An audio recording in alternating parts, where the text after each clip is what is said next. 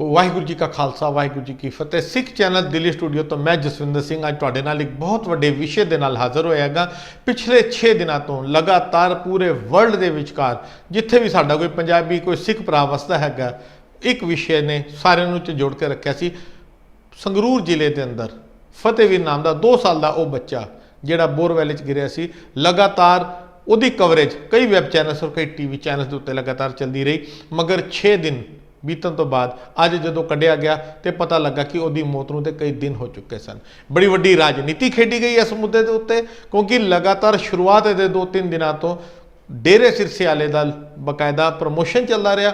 उन्होंने चेलियां नूं अथॉरिटी दी गई कि वह इस रेस्क्यू ऑपरेशन ही काम करेंगे। सवाल उठे कि आखिर उन्होंने अथॉरिटी दी किन्ने हैगी सी। उसदे बाद जिहड़ियां फोटोआं जिहड़ी वीडियोज़ आईयां वो साडियां दिल कंबाऊ तस्वीरां जिहड़ियां असीं तुहाडे नाल भी शेयर करन जा रहे हैगे। तो कुछ सवाल जिहड़े साडे तक पहुंचे ने, आपां दिल्ली के कुछ वीरां दे नाल इस मुद्दे ते उत्ते गलबात भी करांगे, क्योंकि इहो ਜਿਹੇ मुद्दे उत्ते डिस्कशन बहुत जरूरी हैगी कि पंजाबी दी आम पंजाबी दी कीमत की हैगी है। क्योंकि अज जिस वेले असीं तुहाडे नाल इस वीडियो में शेयर करांगे तद तक खबरां आ चुकियां ने, पोस्टमार्टम की रिपोर्ट आ चुकी हैगी है कि फतेहवीर की मौत होए नूं 3-4 दिन हो चुके सन। शरीर बदबू मार रहा सी और उहदी मौत काफ़ी दिन पहले हो गई सी। और सब तो वड्डी गल जिस खबर ने पूरी दुनिया को झकझोर के रख दिता, घरां 'च लगण वाली मिक्सी ग्राइंडर के ब्लेड नूं एक सरीए दे नाल वैल्ड करके उहदी लाश नूं बाहर कढ़िया गया सी। इस सारी गल्लां दे उत्ते असीं गलबात करांगे दिल्ली के कुछ वीरां दे नाल, मगर उस तो पहले आओ तुहानूं असीं फतेहवीर दीयां कुछ वीडियो कुछ फोटोआं दिखाने ताकि जिहड़ियां संगतां नूं हले तक भी शायद इस विषय का नहीं पता, उन्होंने पता लग जाए कि अज साडी डिस्कशन का टॉपिक की है। आओ पहले तुहानूं असीं वीडियो दिखाने तो उस तो बाद अपने कुछ वीरां दे नाल इस गंभीर विषय के उत्ते असीं गलबात करांगे।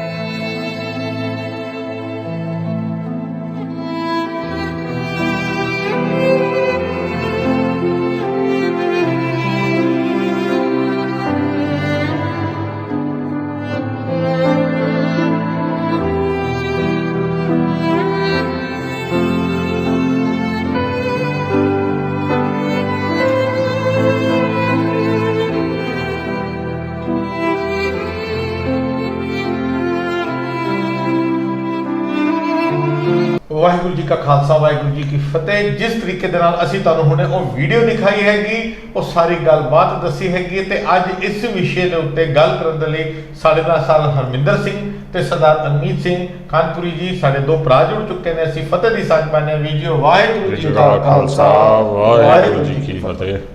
ਹਰਮਿੰਦਰ ਸਿੰਘ ਜੀ, ਤੁਸੀਂ ਵੀ ਵੀਡੀਓ ਦੇਖੀ ਆ। ਜਿਸ ਤਰੀਕੇ ਦੇ ਨਾਲ ਅਗਰ ਅਸੀਂ ਕਹੀਏ ਕਿ ਸ਼ਾਇਦ ਹੀ ਕੋਈ ਐਸਾ ਪੱਥਰ ਦੇ ਇਨਸਾਨ ਹੋਏਗਾ ਜਿਹਦੀ ਅੱਖਾਂ 'ਚ ਅਥਰੂ ਨਾ ਆ ਜਾਣ, ਜਿੰਨੇ ਹੈਵਾਨੀਅਤ ਦੇ ਤਰੀਕੇ ਦੇ ਨਾਲ ਇਹ ਖੇਡ ਖੇਡੀ ਗਈ ਹੈਗੀ ਇਸ ਪੂਰੇ ਮਸਲੇ ਦੇ ਉੱਤੇ, ਕੀ ਕਹੋਗੇ? ਦੇਖੋ, ਜੋ ਆ 6 ਦਿਨ ਦਾ ਜੋ ਸਿਲਸਿਲਾ ਚੱਲਿਆ ਉਹ ਇਨਸਾਨੀਅਤ ਦੇ ਉੱਤੇ ਜਿਹੜੀ ਗੰਦੀ ਰਾਜਨੀਤੀ ਜੋ ਹਾਵੀ ਹੋਈ ਹੈ ਉਹਦਾ ਇੱਕ ਐਗਜ਼ਾਮਪਲ ਹੈਗਾ। ਕਿਉਂਕਿ ਸਾਡੇ ਸਾਰਿਆਂ ਦੇ ਘਰਾਂ ਦੇ ਵਿੱਚ ਛੋਟੇ ਛੋਟੇ ਜੀਅ ਹੈਗੇ ਆ, ਅਸੀਂ ਸਾਰੇ ਰਿਸ਼ਤੇਦਾਰੀ ਸਾਡੇ ਸਾਰਿਆਂ ਦੇ ਘਰਾਂ ਛੋਟੇ ਬੱਚੇ ਹੈਗੇ ਆ, ਤੇ ਹਰ ਇਨਸਾਨ ਜਿਹੜਾ ਸੀਗਾ ਜਿਸ ਨੂੰ ਇਸ ਬਾਰੇ ਪਤਾ ਸੀਗਾ ਕਿ ਇੱਕ ਫਤਿਹਵੀਰ ਨਾਮ ਦਾ ਬੱਚਾ 2 ਸਾਲ ਦਾ ਬੋਰਵੈਲ 'ਚ ਡਿੱਗ ਪਿਆ, ਉਹ ਭਾਵਨਾਤਮਕ ਤੌਰ 'ਤੇ ਇਸ ਮੁੱਦੇ ਨਾਲ ਜੁੜ ਗਿਆ ਸੀਗਾ, ਜਿਹਨੂੰ ਇਸ ਗੱਲ ਦਾ ਪਤਾ ਚੱਲ ਰਿਹਾ ਸੀਗਾ। ਔਰ ਮੈਂ ਜੇ ਆਪਣੀ ਗੱਲ ਕਰਾਂ ਤਾਂ ਮੇਰੀ ਵਾਈਫ ਜਿਹੜੀ ਹੈਗੀ ਆ ਔਰ ਮੈਂ ਖੁਦ ਅਸੀਂ ਬਾਰ-ਬਾਰ ਥੋੜ੍ਹੀ ਦੇਰ ਬਾਅਦ ਫੇਸਬੁੱਕ 'ਤੇ ਖੋਲ੍ਹ ਕੇ ਦੇਖਦੇ ਸੀਗੇ ਵੀ ਕੀ ਬਣਿਆ, ਨਿਕਲਿਆ ਨਹੀਂ ਨਿਕਲਿਆ, ਕਿਉਂਕਿ ਕੈਪਸ਼ਨਸ ਵੀ ਜਿਹੜੀਆਂ ਆ ਰਹੀਆਂ ਸੀਗੀਆਂ ਸਾਰੇ ਚੈਨਲਸ ਦੀਆਂ, ਉਹਦੇ ਵਿੱਚ ਇਹੀ ਆ ਰਿਹਾ ਸੀਗਾ, ਬਸ ਕਿਸੇ ਵੀ ਟਾਈਮ ਨਿਕਲਣ ਵਾਲਾ, ਬਸ ਕਿਸੇ ਵੀ ਟਾਈਮ ਨਿਕਲਣ ਵਾਲਾ। ਇਹ ਕੈਪਸ਼ਨ ਪਹਿਲੇ ਦਿਨ ਤੋਂ ਆ ਰਹੀ ਸੀਗੀ ਤੇ ਬਹੁਤ ਹੀ ਦਰਦਨਾਕ ਜੋ ਕਤਲ ਹੈਗਾ ਮੈਂ ਕਹਾਂਗਾ, ਕਿਉਂਕਿ ਇਹ ਕੋਈ ਆਪਣੇ ਆਪ ਕੋਈ ਨੈਚੁਰਲ ਡੈਥ ਨਹੀਂ ਹੋਈ ਹੈਗੀ ਹੈ ਫਤਿਹਵੀਰ ਦੀ। ਇਹ ਇੱਕ ਸਰਕਾਰੀ ਕਤਲ ਜਿਹੜਾ ਹੈਗਾ ਉਹ ਫਤਿਹਵੀਰ ਦਾ ਜਿਹੜਾ ਹੈਗਾ ਸਰਕਾਰ ਨੇ ਕੀਤਾ ਹੈਗਾ, ਤੇ ਇਹ ਬਹੁਤ ਹੀ ਮਤਲਬ ਇਸ ਟਾਈਮ ਸ਼ਬਦ ਨਹੀਂ ਸਾਨੂੰ ਮਿਲ ਪਾ ਰਹੇ ਜਿਸ ਤਰੀਕੇ ਦੇ ਨਾਲ ਅਸੀਂ ਜਿੰਨੇ ਸਖਤ ਤੋਂ ਸਖਤ ਸ਼ਬਦਾਂ ਦੇ ਨਾਲ ਇਹਦੀ ਨਿਖੇਧੀ ਕਰੀਏ ਉਹ ਘੱਟ ਹੈਗੀ ਹੈ। ਕਿਸ ਤਰੀਕੇ ਦੇ ਨਾਲ ਸਰਕਾਰ ਦੀ ਨਲਾਇਕੀ ਜਿਹੜੀ ਹੈਗੀ ਆ ਔਰ ਉਹ ਕਿਸ ਤਰੀਕੇ ਦੇ ਨਾਲ, ਔਰ ਜੋ ਜਿਹਨੂੰ ਕਹੀਏ ਕਿ ਬਿਲਕੁਲ ਵੀ ਇਮੋਸ਼ਨਲੈਸ ਜਿਹਨੂੰ ਕਹਿੰਦੇ ਹੈਗੇ ਆ, ਉਹ ਸਰਕਾਰ ਨੇ ਰਵੱਈਆ ਨਿਭਾਇਆ। ਜੇ ਕੋਈ ਇਹਦਾ ਆਪਣਾ ਬੱਚਾ ਹੁੰਦਾ ਸਰਕਾਰ ਦਾ, ਕਿਸੇ ਡੀਸੀ ਦਾ ਆਪਣਾ ਬੱਚਾ ਹੁੰਦਾ, ਕਿਸੇ MP MLA ਦਾ ਬੱਚਾ ਹੁੰਦਾ, ਜਾਂ ਕੈਪਟਨ ਦਾ ਆਪਣਾ ਬੱਚਾ ਹੁੰਦਾ, ਕੈਪਟਨ ਅਮਰਿੰਦਰ ਸਿੰਘ ਦਾ, ਤੇ ਉਦੋਂ ਹਾਲਾਤ ਅਲੱਗ ਹੋਣੇ ਸੀਗੇ। ਪਹਿਲੇ ਦਿਨ ਆਰਮੀ ਆਣੀ ਸੀਗੀ, ਪਹਿਲੇ ਦਿਨ ਵਧੀਆ ਤੋਂ ਵਧੀਆ ਟੈਕਨੋਲੋਜੀ ਆਣੀ ਸੀਗੀ, ਔਰ ਕੁਛ ਹੀ ਘੰਟਿਆਂ ਦੇ ਵਿੱਚ ਉਹ ਕੱਢਿਆ ਜਾਣਾ ਸੀਗਾ, ਕਿਉਂਕਿ ਕੋਈ ਰਾਕਟ ਸਾਇੰਸ ਨਹੀਂ ਸੀਗੀ 120 ਫੁੱਟ ਦੇ ਬੋਰਵੈਲ 'ਚੋਂ ਬੱਚਾ ਕੱਢਣਾ। ਕਿਉਂਕਿ ਉਹ ਇੱਕ ਬੱਚਾ ਇੱਕ ਗਰੀਬ ਸਿੱਖ ਦਾ ਬੱਚਾ ਸੀਗਾ, ਗਰੀਬ ਪੰਜਾਬੀ ਦਾ ਬੱਚਾ ਸੀਗਾ ਉਹ। ਔਰ ਹਿੰਦੁਸਤਾਨ ਦੇ ਵਿੱਚ ਕੀ ਪੂਰੀ ਦੁਨੀਆ ਦੇ ਵਿੱਚ ਗਰੀਬ ਦੀ ਕਿਤੇ ਪੁੱਛ ਨਹੀਂ ਹੈਗੀ, ਖਾਸ ਤੌਰ 'ਤੇ ਹਿੰਦੁਸਤਾਨ ਦੇ ਵਿੱਚ ਗਰੀਬ ਦੀ ਕੋਈ ਪੁੱਛ ਨਹੀਂ ਹੈਗੀ। ਇਹਦੇ ਨਾਲ ਹੀ ਜੇ ਅਸੀਂ ਕੰਪੇਅਰ ਕਰੀਏ ਅਮਰੀਕਾ ਕੈਨੇਡਾ, ਜਿੱਥੇ ਹਰ ਪੰਜਾਬੀ ਜਾਣ ਨੂੰ ਲੋਚਦਾ ਹੈਗਾ ਤੇ ਫਿਰ ਉਹਨਾਂ ਦੀ ਨਿਖੇਧੀ ਕੀਤੀ ਜਾਂਦੀ ਹੈ, ਬਾਹਰ ਕਿਉਂ ਜਾਂਦੇ ਆ ਤੁਸੀਂ ਦੇਖੋ, ਉੱਥੇ ਕਿਸੇ ਦੀ ਗਲੈਰੀ ਫਸ ਜਾਏ, ਕਿਸੇ ਦਾ ਕਤੂਰਾ ਫਸ ਜਾਏ, ਕੋਈ ਬੱਤਖ ਦਾ ਬੱਚਾ ਕਿਤੇ ਫਸ ਜਾਏ ਤੇ ਹੈਲੀਕਾਪਟਰ ਆ ਜਾਂਦੇ ਆ, ਵੱਡੀ ਟੈਕਨੋਲੋਜੀਆਂ ਉਸੇ ਟਾਈਮ ਮਿੰਟੋ ਮਿੰਟੀ ਆ ਕੇ ਉੱਥੇ ਖੜ ਜਾਂਦੀ ਹੈ। ਇੰਨਾ ਉਹ ਇਨਸਾਨੀਅਤ ਨੂੰ ਪਿਆਰ ਕਰਨ ਵਾਲੇ ਦੇਸ਼ ਹੈਗੇ ਆ। ਤੇ ਸਾਡੀ ਇੱਥੇ ਗੱਲ ਕਰੀਏ ਇਨਸਾਨ ਦਾ ਬੱਚਾ ਹੋਏ ਔਰ ਉਹ ਇਸ ਤਰੀਕੇ ਨਾਲ ਬੋਰਵੈਲ 'ਚ ਡਿੱਗਿਆ ਹੋਏ ਔਰ ਸਿਰਫ ਤੇ ਸਿਰਫ ਉਹਦੇ ਉੱਤੇ ਰਾਜਨੀਤੀ ਕੀਤੀ ਸਾਰਿਆਂ ਨੇ ਮਿਲ ਕੇ, ਭਾਵੇਂ ਉਹ ਮੌਜੂਦਾ ਸਰਕਾਰ ਸੀਗੀ, ਭਾਵੇਂ ਵੱਖ-ਵੱਖ ਜਿਹੜੀਆਂ ਇਹ ਸੰਸਥਾਵਾਂ ਕਹਿ ਲਓ, ਜਿਵੇਂ ਬਲਾਤਕਾਰੀ ਸਾਧ ਜਿਹੜਾ ਹੈਗਾ ਡੇਰਾ ਸਿਰਸਾ ਵਾਲੇ, ਇਹਨਾਂ ਸਾਰਿਆਂ ਨੇ ਮਿਲ ਕੇ ਉੱਥੇ ਰੱਜ ਕੇ ਰਾਜਨੀਤੀ ਕੀਤੀ, ਲੇਕਿਨ ਬੱਚੇ ਨੂੰ ਬਚਾਉਣ ਵਾਸਤੇ ਕੋਈ ਵੀ ਸੀਰੀਅਸ ਨਹੀਂ ਸੀਗਾ। ਬੜੀ ਦੁੱਖ ਦੀ ਗੱਲ ਹੈ। ਬਿਲਕੁਲ ਸੰਗਤ ਜੀ, ਤੁਹਾਡੀ ਸਕਰੀਨ ਦੇ ਉੱਤੇ ਫੋਟੋਆਂ ਚੱਲ ਰਹੀਆਂ ਨੇ ਜਿਹਦੇ 'ਚ ਤੁਸੀਂ ਦੇਖ ਸਕਦੇ ਹੋ ਕਿ ਕਿਸ ਤਰੀਕੇ ਜਦੋਂ ਪੂਰੀ ਦੁਨੀਆ ਦਾ ਧਿਆਨ ਉਸ ਵੇਲੇ ਆਪਣੇ ਫੇਸਬੁੱਕ ਦੇ ਉੱਤੇ ਜਿਹੜੇ ਵੀ ਉਸ ਵੇਲੇ ਦੇ ਨਿਊਜ਼ ਚੈਨਲ ਉਹਨੂੰ ਕਵਰ ਕਰ ਰਹੇ ਸਨ, ਮੈਕਸਿਮਮ ਵੈਬ ਚੈਨਲਸ ਨੇ ਕਵਰ ਕੀਤਾ, ਤੇ ਉਸੇ ਦੌਰਾਨ ਡੇਰੇ ਵਾਲਿਆਂ ਦੇ ਚੇਲਿਆਂ ਦੀ ਸੈਲਫੀ ਲੈਂਦੇ ਮੁਸਕਰਾਉਂਦੇ ਹੋਏ ਦੀ ਫੋਟੋਆਂ ਜਿਹੜੀਆਂ ਨੇ ਉਹ ਸ਼ੇਅਰ ਹੋ ਰਹੀਆਂ ਸਨ, ਜਿਸ ਵੇਲੇ ਤੁਹਾਡੀ ਸਕਰੀਨ ਦੇ ਉੱਤੇ ਵੀ ਹੈ, ਜਿਸ ਤੋਂ ਪਤਾ ਲੱਗਦਾ ਹੈ ਕਿ ਕਿਸ ਤਰੀਕੇ ਦੇ ਨਾਲ ਫਤਿਹਵੀਰ ਉਸ ਬੱਚੇ ਦੀ ਜ਼ਿੰਦਗੀ ਦੇ ਉੱਤੇ ਇੱਕ ਡਰਾਮਾ ਚੱਲ ਰਿਹਾ ਸੀ। ਔਰ ਕਿਤੇ ਨਾ ਕਿਤੇ ਮੈਂ ਸਵਾਲ ਤੁਹਾਡੇ ਤੋਂ ਹੁਣ ਤੁਹਾਡੇ ਵੱਲ ਆਵਾਂਗਾ ਅਮੀਤ ਸਿੰਘ ਜੀ, ਤੁਸੀਂ ਇੱਕ ਚੀਜ਼ ਨੋਟ ਕੀਤੀ ਹੋਏਗੀ ਔਰ ਤਕਰੀਬਨ ਸਾਰੇ ਵਿਊਅਰ ਜਿਹੜੇ ਸਾਨੂੰ ਸਿੱਖ ਚੈਨਲ ਦੇ ਉੱਤੇ ਦੇਖ ਰਹੇ ਨੇ, ਸਟਾਰਟਿੰਗ ਦੇ ਅੰਦਰ ਵੈਬ ਚੈਨਲਸ ਦੇ ਉੱਤੇ ਟੈਲੀਕਾਸਟ ਸਟਾਰਟ ਹੁੰਦਾ ਹੈਗਾ, ਲਗਾਤਾਰ ਟੈਲੀਕਾਸਟ ਸਟਾਰਟ ਹੁੰਦਾ ਹੈ, ਤੇ ਅਗਰ 10 ਜਗ੍ਹਾ ਦੇ ਉੱਤੇ ਲਾਈਵ ਚੱਲ ਰਿਹਾ ਤੇ 10 ਵਿੱਚੋਂ 8 ਦੇ ਉੱਤੇ ਡੇਰੇ ਸਿਰਸੇ ਵਾਲੇ ਦਾ ਲੋਗੋ, ਉਹਨਾਂ ਦੀ ਵੈਬਸਾਈਟ ਦੀ ਐਡਵਰਟਾਈਜ਼ਮੈਂਟ ਚੱਲ ਰਹੀ ਸੀ। ਕੀ ਕਹੋਗੇ ਇਸ ਇਸ਼ੂ ਨੂੰ ਡੇਰੇ ਨੂੰ ਪ੍ਰਮੋਟ ਕਰਨ ਦੇ ਲਈ ਵਰਤਿਆ ਗਿਆ ਜਾਂ ਸਾਰੀ ਗੇਮ ਇਸ ਤਰੀਕੇ ਦੀ ਬਣਾ ਦਿੱਤੀ ਗਈ ਕਿ ਇੱਕ ਬੱਚੇ ਦੀ ਜ਼ਿੰਦਗੀ ਨੂੰ ਖੇਡ ਕੇ ਡੇਰਾ ਸਿਰਸਾ ਵਾਲਾ ਜਿਹੜਾ ਕਿਤੇ ਨਾ ਕਿਤੇ ਪੰਜਾਬ ਦੇ ਅੰਦਰ ਧਰਮ ਦੇ ਮੁੱਦੇ ਦੇ ਉੱਤੇ, ਸਿਆਸਤ ਦੇ ਮੁੱਦੇ ਦੇ ਉੱਤੇ ਬੈਕਫੁੱਟ ਦੇ ਉੱਤੇ ਆ ਚੁੱਕਾ ਸੀ।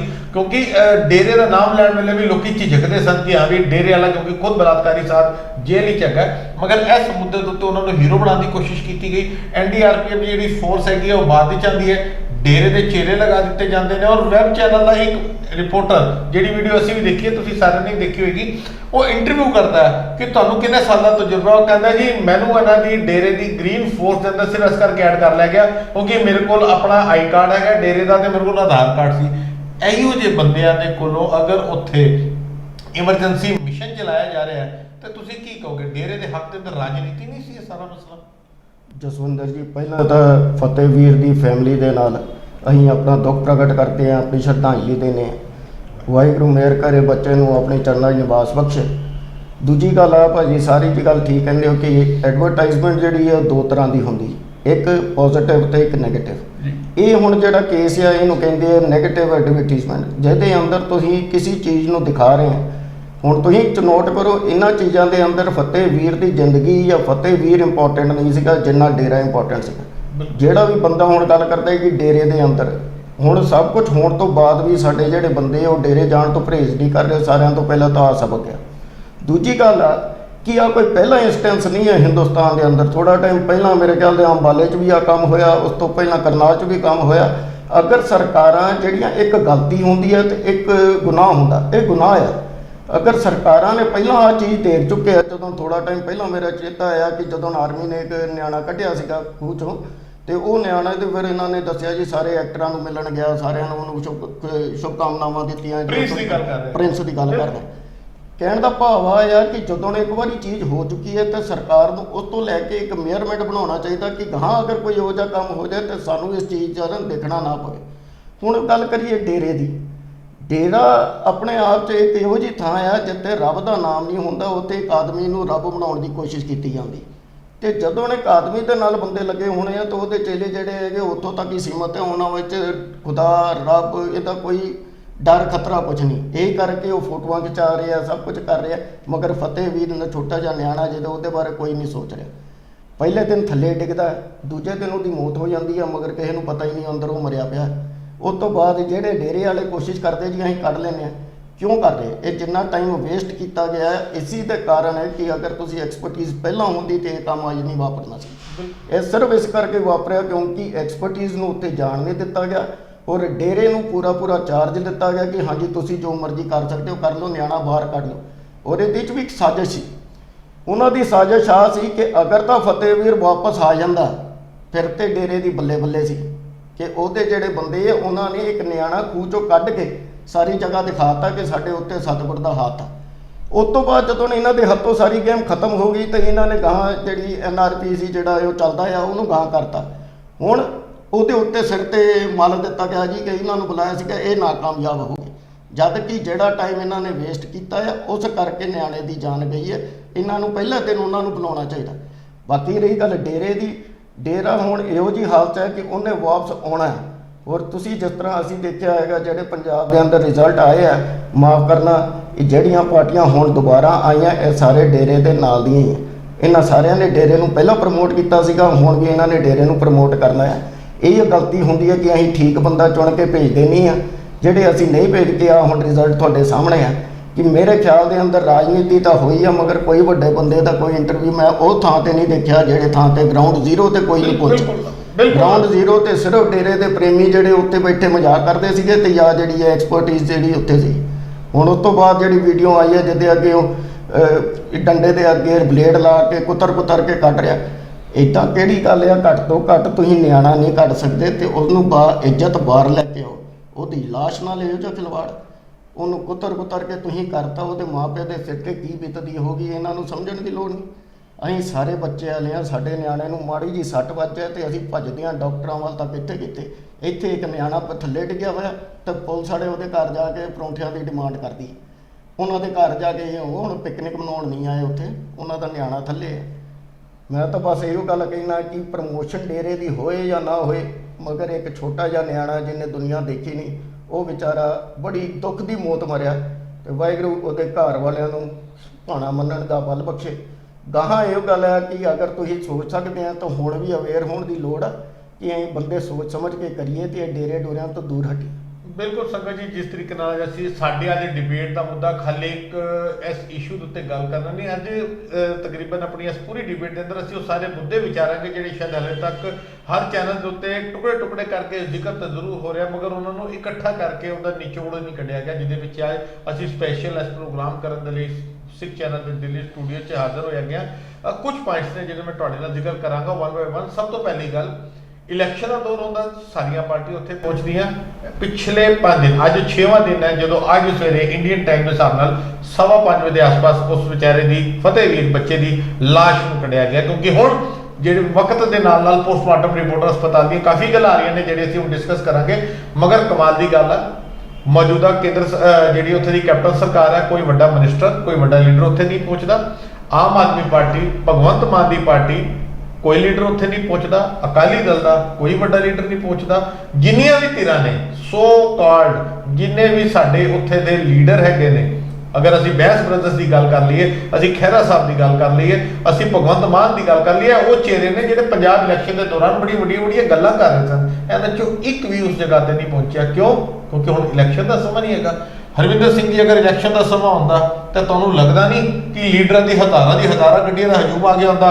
ਸਾਰੇ ਵਲੰਟੀਅਰ, ਕੇਜਰੀਵਾਲ ਦੀ ਟੀਮ ਦੀ ਅਗਰ ਅਸੀਂ ਗੱਲ ਕਰੀਏ, ਜਿਵੇਂ ਦਿੱਲੀ ਦੇ ਅੰਦਰ ਝਾੜੂ ਚੁੱਕ ਕੇ ਤੇ ਟੋਪੀਆਂ ਪਾ ਕੇ ਦਿੱਲੀ ਦੇ ਅੰਦਰ ਉਹ ਹਰ ਜਗ੍ਹਾ ਪਹੁੰਚ ਜਾਂਦੇ ਸਨ, ਅਗਰ ਇਲੈਕਸ਼ਨ ਦਾ ਮੌਕਾ ਹੁੰਦਾ ਤੇ ਭਗਵੰਤ ਮਾਨ ਦੀ ਟੀਮ ਉੱਥੇ ਤੁਹਾਨੂੰ ਲੱਗਦਾ ਨਹੀਂ ਮੌਕੇ ਤੇ ਪਹੁੰਚਦੀ। ਔਰ ਕਮਾਲ ਦੀ ਗੱਲ ਹੈ, ਅਕਾਲੀ ਦਲ ਬਾਦਲ ਜੋ ਮੌਜੂਦਾ ਇਸ ਪਾਵਰ ਵਿੱਚ ਨਹੀਂ ਨੇ, ਉਹਨਾਂ ਦਾ ਵੀ ਕੋਈ ਵਲੰਟੀਅਰ, ਕੋਈ ਵੱਡਾ ਲੀਡਰ ਮੌਕੇ ਦੇ ਉੱਤੇ ਨਹੀਂ ਪਹੁੰਚਿਆ। ਕੀ ਆਮ ਪੰਜਾਬੀ ਦੀ ਇਹੋ ਕੀਮਤ ਰਹਿ ਗਈ ਲੀਡਰਾਂ ਦੀ ਕਿ ਵੋਟਾਂ ਵੇਲੇ ਤੇ ਵੱਡੀਆਂ ਗੱਲਾਂ ਕਰਦੇ ਨੇ, ਪੰਜਾਬ ਦੀਆਂ ਗੱਲਾਂ ਕਰਦੇ ਨੇ, ਤੇ ਜਦੋਂ ਸੱਚਾਈ ਦੇ ਅੰਦਰ ਕਿਸੇ ਆਮ ਇਨਸਾਨ ਦੇ ਬੱਚੇ ਦੀ ਜ਼ਿੰਦਗੀ ਦੇ ਉੱਤੇ ਆਉਂਦੀ ਹੈ ਤੇ ਮਾਫ ਕਰਨਾ, ਇੱਕ ਵੀ ਲੀਡਰ ਪੰਜਾਬ ਦਾ, ਅਖੌਤੀ ਲੀਡਰ ਜਿਹਨੂੰ ਅਸੀਂ ਕਹੀਏ, ਮੌਕੇ ਤੇ ਨਹੀਂ ਪਹੁੰਚਦਾ। ਕੀ ਕਹੋ? ਦੇਖੋ, ਉੱਥੇ ਰਾਜਨੀਤੀ ਹੋਈ ਹੈ, ਇਹਦੇ ਵਿੱਚ ਕੋਈ ਸ਼ੱਕ ਨਹੀਂ ਹੈਗਾ, ਲੇਕਿਨ ਜੋ ਮੌਜੂਦਾ ਸਰਕਾਰ ਹੁੰਦੀ ਹੈ, ਜ਼ਿੰਮੇਵਾਰੀ ਉਹਦੀ ਹੁੰਦੀ ਹੈਗੀ ਹੈ।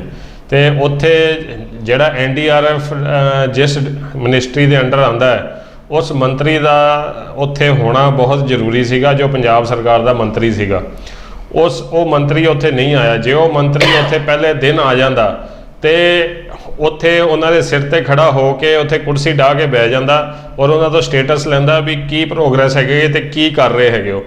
ਔਰ ਜਿਹੜਾ ਇਹ ਕੰਮ ਸੀਗਾ NDRF ਦਾ, ਔਰ NDRF ਦੇ ਕੋਲ ਸਾਰੀ ਐਕਸਪਰਟੀਜ਼, ਸਾਰਾ ਇਕਵਿਪਮੈਂਟ, ਹਰ ਤਰੀਕੇ ਦੀ ਸਹੂਲਤ ਉਹਨਾਂ ਕੋਲ ਹੈਗੀ ਹੈ।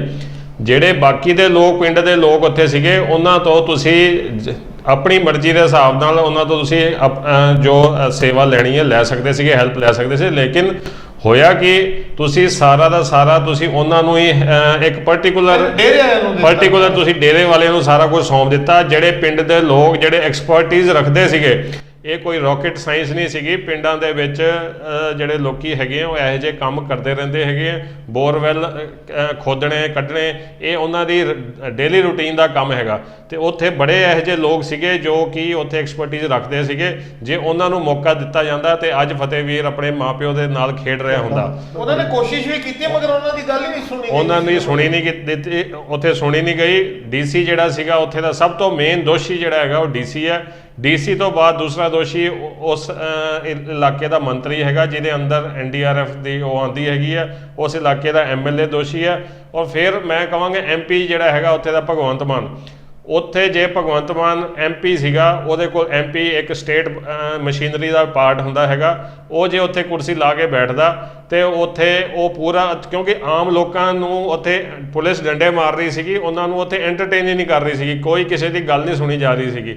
ਜੇ ਉੱਥੇ ਭਗਵੰਤ ਮਾਨ ਵਰਗਾ ਜ਼ਿੰਮੇਦਾਰ MP ਬੰਦਾ ਉੱਥੇ ਬੈਠਿਆ ਹੁੰਦਾ ਤੇ ਉਹਨੂੰ ਸਰਕਾਰ ਜਾਂ ਪੁਲਿਸ ਜਾਂ DC ਬੇਵਕੂਫ ਨਹੀਂ ਬਣਾ ਸਕਦਾ ਸੀਗਾ। ਉਹ ਉੱਥੇ ਬੈਠ ਕੇ ਉਹ ਸੀਰੀਅਸਲੀ ਉਸ ਚੀਜ਼ ਨੂੰ ਮੋਨੀਟਰ ਕਰ ਸਕਦਾ ਸੀਗਾ। ਸਰਕਾਰ ਦਾ ਨਾ ਹੁੰਦੇ ਹੋਏ ਵੀ ਉਹ ਉੱਥੇ ਆਪਣਾ ਰੋਲ ਨਿਭਾ ਸਕਦਾ ਸੀਗਾ, ਲੇਕਿਨ ਉਹ ਉੱਥੇ ਗੈਰ ਹਾਜ਼ਰ ਸੀਗਾ। ਦੂਸਰਾ ਜਿਹੜਾ ਪੰਜਾਬ ਸਰਕਾਰ ਦਾ ਮੰਤਰੀ ਜਿਹਦੇ ਅੰਡਰ NDRF ਆਉਂਦੀ ਹੈਗੀ ਆ, ਉਹ ਜੇ ਉੱਥੇ ਹੁੰਦਾ ਤੇ NDRF ਤੋਂ ਡੇਲੀ ਸਟੇਟਸ ਲੈ ਕੇ ਉੱਥੋਂ ਦੀ ਕਰ ਸਕਦਾ ਸੀਗਾ। 3 ਦਿਨ ਤੋਂ ਉੱਤੇ ਜੋ ਡਾਕਟਰਾਂ ਨੇ ਕਿਹਾ ਹੈਗਾ ਕਿ ਬੱਚਾ ਜਿਹੜਾ ਹੈਗਾ 3 ਦਿਨ ਤੋਂ ਉੱਤੇ ਜੀ ਨਹੀਂ ਸਕਦਾ ਬਿਨਾਂ ਦੁੱਧ ਦੇ ਜਾਂ ਬਿਨਾਂ ਪਾਣੀ ਦੇ। ਤੇ ਉੱਥੇ ਨਾ ਤਾਂ ਕੋਈ ਬੱਚੇ ਨੂੰ ਖਾਣ ਪੀਣ ਦਾ ਤਾਂ ਕੋਈ ਸਵਾਲ ਹੀ ਨਹੀਂ ਪੈਦਾ ਹੁੰਦਾ, ਸਿਰਫ ਆਕਸੀਜਨ ਦਿੱਤੀ ਜਾ ਰਹੀ ਸੀਗੀ। ਆਕਸੀਜਨ ਦੇ ਭਰੋਸੇ ਬਿਨਾਂ ਖਾਏ ਪੀਏ ਦੇ ਡਾਕਟਰ, ਲੁਧਿਆਣੇ ਦੇ ਡਾਕਟਰਾਂ ਨੇ ਪਹਿਲੇ ਦਿਨ ਹੀ ਕਹਿਤਾ ਸੀਗਾ ਕਿ 3 ਦਿਨ ਤੋਂ ਜ਼ਿਆਦਾ ਬੱਚਾ ਨਹੀਂ ਬਚ ਸਕਦਾ। ਤੇ ਫਿਰ ਇਹ ਇੰਨੀ ਢਿੱਲ ਮੱਠ ਵਾਲਾ ਰਵੱਈਆ ਕਿਉਂ ਅਪਣਾਇਆ ਜਾ ਰਿਹਾ ਸੀਗਾ, ਇਹ ਸਮਝ ਤੋਂ ਪਰੇ ਹੈਗਾ। ਕਿਉਂਕਿ ਜਦ ਤੁਹਾਡੇ 24 ਘੰਟੇ ਕੰਪਲੀਟ ਹੋ ਗਏ ਸੀਗੇ, ਤੁਹਾਨੂੰ ਉਸੇ ਟਾਈਮ ਜਿਹੜਾ ਐਮਰਜੈਂਸੀ ਬਟਨ ਦਬਾ ਦੇਣਾ ਚਾਹੀਦਾ ਸੀਗਾ ਔਰ ਉੱਥੇ ਇਮੀਡੀਏਟਲੀ ਆਰਮੀ ਨੂੰ ਕਾਲ ਕਰਕੇ ਇਹਨਾਂ ਸਾਰੇ ਅਨਐਕਸਪੀਰੀਅੰਸ ਬੰਦਿਆਂ ਨੂੰ, ਡੇਰੇ ਵਾਲਿਆਂ ਨੂੰ ਕੋਈ ਐਕਸਪੀਰੀਅੰਸ ਨਹੀਂ ਹੈਗਾ, ਕਿਸੇ ਨੂੰ ਕੋਈ ਉੱਥੇ ਐਕਸਪੀਰੀਅੰਸ, ਜਿਨ੍ਹਾਂ ਨੂੰ ਐਕਸਪੀਰੀਅੰਸ ਹੈਗਾ ਉਹਨਾਂ ਕੋਲ ਕਮਾਂਡ ਕੰਟਰੋਲ ਹੋਣਾ ਚਾਹੀਦਾ ਸੀਗਾ। ਉੱਥੇ ਕਮਾਂਡ ਕੰਟਰੋਲ ਹੀ ਨਹੀਂ ਸੀਗਾ ਕਿਸੇ ਦੇ ਕੋਲ। ਉੱਥੇ ਤਾਂ ਇੱਕ ਮਾਸੂਮ ਦੀ ਜ਼ਿੰਦਗੀ ਨਾਲ ਖੇਡਿਆ ਜਾ ਰਿਹਾ ਸੀਗਾ। ਇੱਕ ਪਾਸੇ ਬੋਰਵੈਲ ਜਿਹਦੇ 'ਚ ਬੱਚਾ ਡਿੱਗਿਆ ਸੀਗਾ, ਉਹਦੇ ਨਾਲ ਇੱਕ ਬੋਰਵੈਲ ਪੱਟ ਲਿਆ। ਉਹ ਫਿਰ ਉਸ ਤੋਂ ਬਾਅਦ ਉਹਨਾਂ ਕੋਲ ਸਭ ਤੋਂ ਵੱਡੀ ਗੱਲ ਜਿਹੜੀ ਉੱਥੇ ਦੇਖਣ ਨੂੰ ਮਿਲੀ, NDRF ਦੇ ਕੋਲ ਅਸੀਂ ਕਹਿੰਦੇ ਐਕਸਪਰਟਿਜ਼ ਹੈਗੀ ਹੈ, ਠੀਕ ਹੈ, ਲੇਕਿਨ ਉਹਨਾਂ ਕੋਲ ਇਕਵਿਪਮੈਂਟ ਹੀ ਨਹੀਂ ਸੀਗਾ। ਜਿਹੜਾ ਮੇਨ ਕੰਪਾਸ ਹੁੰਦਾ ਹੈਗਾ ਅੰਦਰ ਥੱਲੇ ਜ਼ਮੀਨ ਦੇ ਥੱਲੇ ਜਾ ਕੇ ਕੰਪਾਸ ਦੇ ਨਾਲ ਤੁਸੀਂ ਉਸ ਡਾਇਰੈਕਸ਼ਨ 'ਚ ਜਾਂਦੇ ਹੈਗੇ ਹੋ ਜਿਹੜੀ ਡਾਇਰੈਕਸ਼ਨ 'ਤੇ ਤੁਸੀਂ ਜਾਣਾ ਹੁੰਦਾ। ਇਹਨਾਂ ਕੋਲ ਕੰਪਾਸ ਹੀ ਨਹੀਂ ਸੀਗਾ। ਤੀਜੇ ਦਿਨ ਇਹਨਾਂ ਨੇ ਉੱਥੇ ਪਿੰਡ ਦੇ ਵਿੱਚ ਬੁਨਿਆਦੀ ਕਰਾ ਕੇ ਉੱਥੇ ਪਿੰਡ 'ਚੋਂ ਬੋਲਿਆ ਵੀ ਕਿਸੇ ਕੋਲ ਕੰਪਾਸ ਹੈਗਾ ਤਾਂ ਲੈ ਕੇ ਆਓ। ਦੂਜੇ ਪਿੰਡ ਤੋਂ ਕਿਸੇ ਨੇ ਕੰਪਾਸ ਲਿਆ ਕੇ ਇਹਨਾਂ ਨੂੰ ਦਿੱਤਾ। ਇਹ ਇੰਨੀ ਮਤਲਬ ਜਿਹੜੀ ਗੈਰ ਜ਼ਿੰਮੇਦਾਰ ਜਿਹੜੀ NDRF ਨੇ ਉੱਥੇ ਭੂਮਿਕਾ ਨਿਭਾਈ ਹੈ ਕਿ ਬਿਨਾਂ ਕੰਪਾਸ ਦੇ ਉੱਥੇ ਥੱਲੇ ਵੜ ਗਏ ਔਰ ਗਲਤ ਸੁਰੰਗਾਂ ਖੋਦਦੇ ਪਏ ਸੀਗੇ, ਗਲਤ ਡਾਇਰੈਕਸ਼ਨ 'ਚ ਜਾ ਰਹੇ ਸੀਗੇ। ਔਰ ਇਸ ਹਿੱਟ ਐਂਡ ਟਰਾਇਲ ਦੇ ਵਿੱਚ ਇਹਨਾਂ ਨੇ 5 ਦਿਨ ਲੰਘਾ ਦਿੱਤੇ।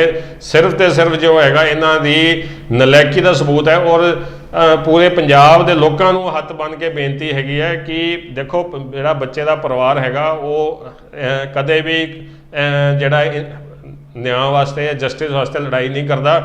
ਭਾਵੇਂ ਅਸੀਂ ਜਸਪਾਲ ਦਾ ਕੇਸ ਦੇਖ ਲਈਏ, ਫਰੀਦਕੋਟ ਜਿਹਨੂੰ ਮਾਰ ਦਿੱਤਾ ਗਿਆ ਪੁਲਿਸ ਵੱਲੋਂ ਔਰ ਅੱਜ ਤੱਕ ਉਹਦੀ ਲਾਸ਼ ਨਹੀਂ ਮਿਲੀ, ਔਰ ਸਰਕਾਰ ਨੇ ਪੈਸੇ ਦੇ ਕੇ ਤੇ 5 ਲੱਖ ਰੁਪਏ ਦੀ ਨੌਕਰੀ ਦੇ ਕੇ ਪਰਿਵਾਰ ਨੂੰ ਚੁੱਪ ਕਰਾ ਦਿੱਤਾ। ਜਿਹੜੇ ਇੰਨੇ ਟਾਈਮ ਤੋਂ ਉੱਥੇ ਧਰਨੇ ਦੇ ਰਹੇ ਸੀਗੇ ਉਹ ਸਾਰੇ ਦੇ ਸਾਰੇ ਇਸ ਟਾਈਮ ਆਪਣੇ ਘਰ ਚਲੇ ਗਏ ਹੈਗੇ। ਕਿਉਂ? ਕਿਉਂਕਿ ਪਰਿਵਾਰ ਪਿੱਛੇ ਹਟ ਗਿਆ। ਹਰਮਿੰਦਰ ਸਿੰਘ ਜੀ, ਮੈਂ ਮਾਫੀ ਚਾਹਨਾ, ਮੈਂ ਤੁਹਾਨੂੰ ਇੱਥੇ ਰੋਕਾਂਗਾ ਕਿਉਂਕਿ ਇੱਥੇ ਕੁਝ ਸਵਾਲ, ਕਿਉਂਕਿ ਜਿਵੇਂ ਤੁਸੀਂ ਦੱਸ ਰਹੇ ਹੈਗੇ ਹੋ ਕੁਝ ਸਵਾਲ ਹੋਰ ਇੱਥੇ ਨਿਕਲਦੇ ਹੈਗੇ ਨੇ। ਸਭ ਤੋਂ ਪਹਿਲੀ ਗੱਲ ਜਿਹੜੀ ਅਸੀਂ ਵਿਚਾਰ ਰਹੇ ਹੈਗੇ ਆ ਉਹ ਗੱਲ ਇਹ ਬਣਦੀ ਹੈਗੀ ਹੈ ਕਿ ਇੱਕ ਜਗ੍ਹਾ ਦੇ ਉੱਤੇ ਸੰਗਤ ਜੀ ਬੜੀ ਖੁੱਲ੍ਹੇ ਤੌਰ ਦੇ ਉੱਤੇ ਅਸੀਂ ਵਿਚਾਰ ਕਰੀਏ, ਇੱਕ ਬੱਚਾ ਬੋਰਵੈਲ ਦੇ ਅੰਦਰ ਡਿੱਗਦਾ ਹੈ, ਡਿੱਗਣ ਤੋਂ ਬਾਅਦ ਸਰਕਾਰ ਦਾ ਕੰਮ ਹੁੰਦਾ ਹੈਗਾ ਕਿ ਉੱਥੇ ਮੌਕੇ ਤੇ ਪਹੁੰਚ ਕੇ ਉਸ ਜਗ੍ਹਾ ਤੇ ਮਦਦ ਕਰਨਾ।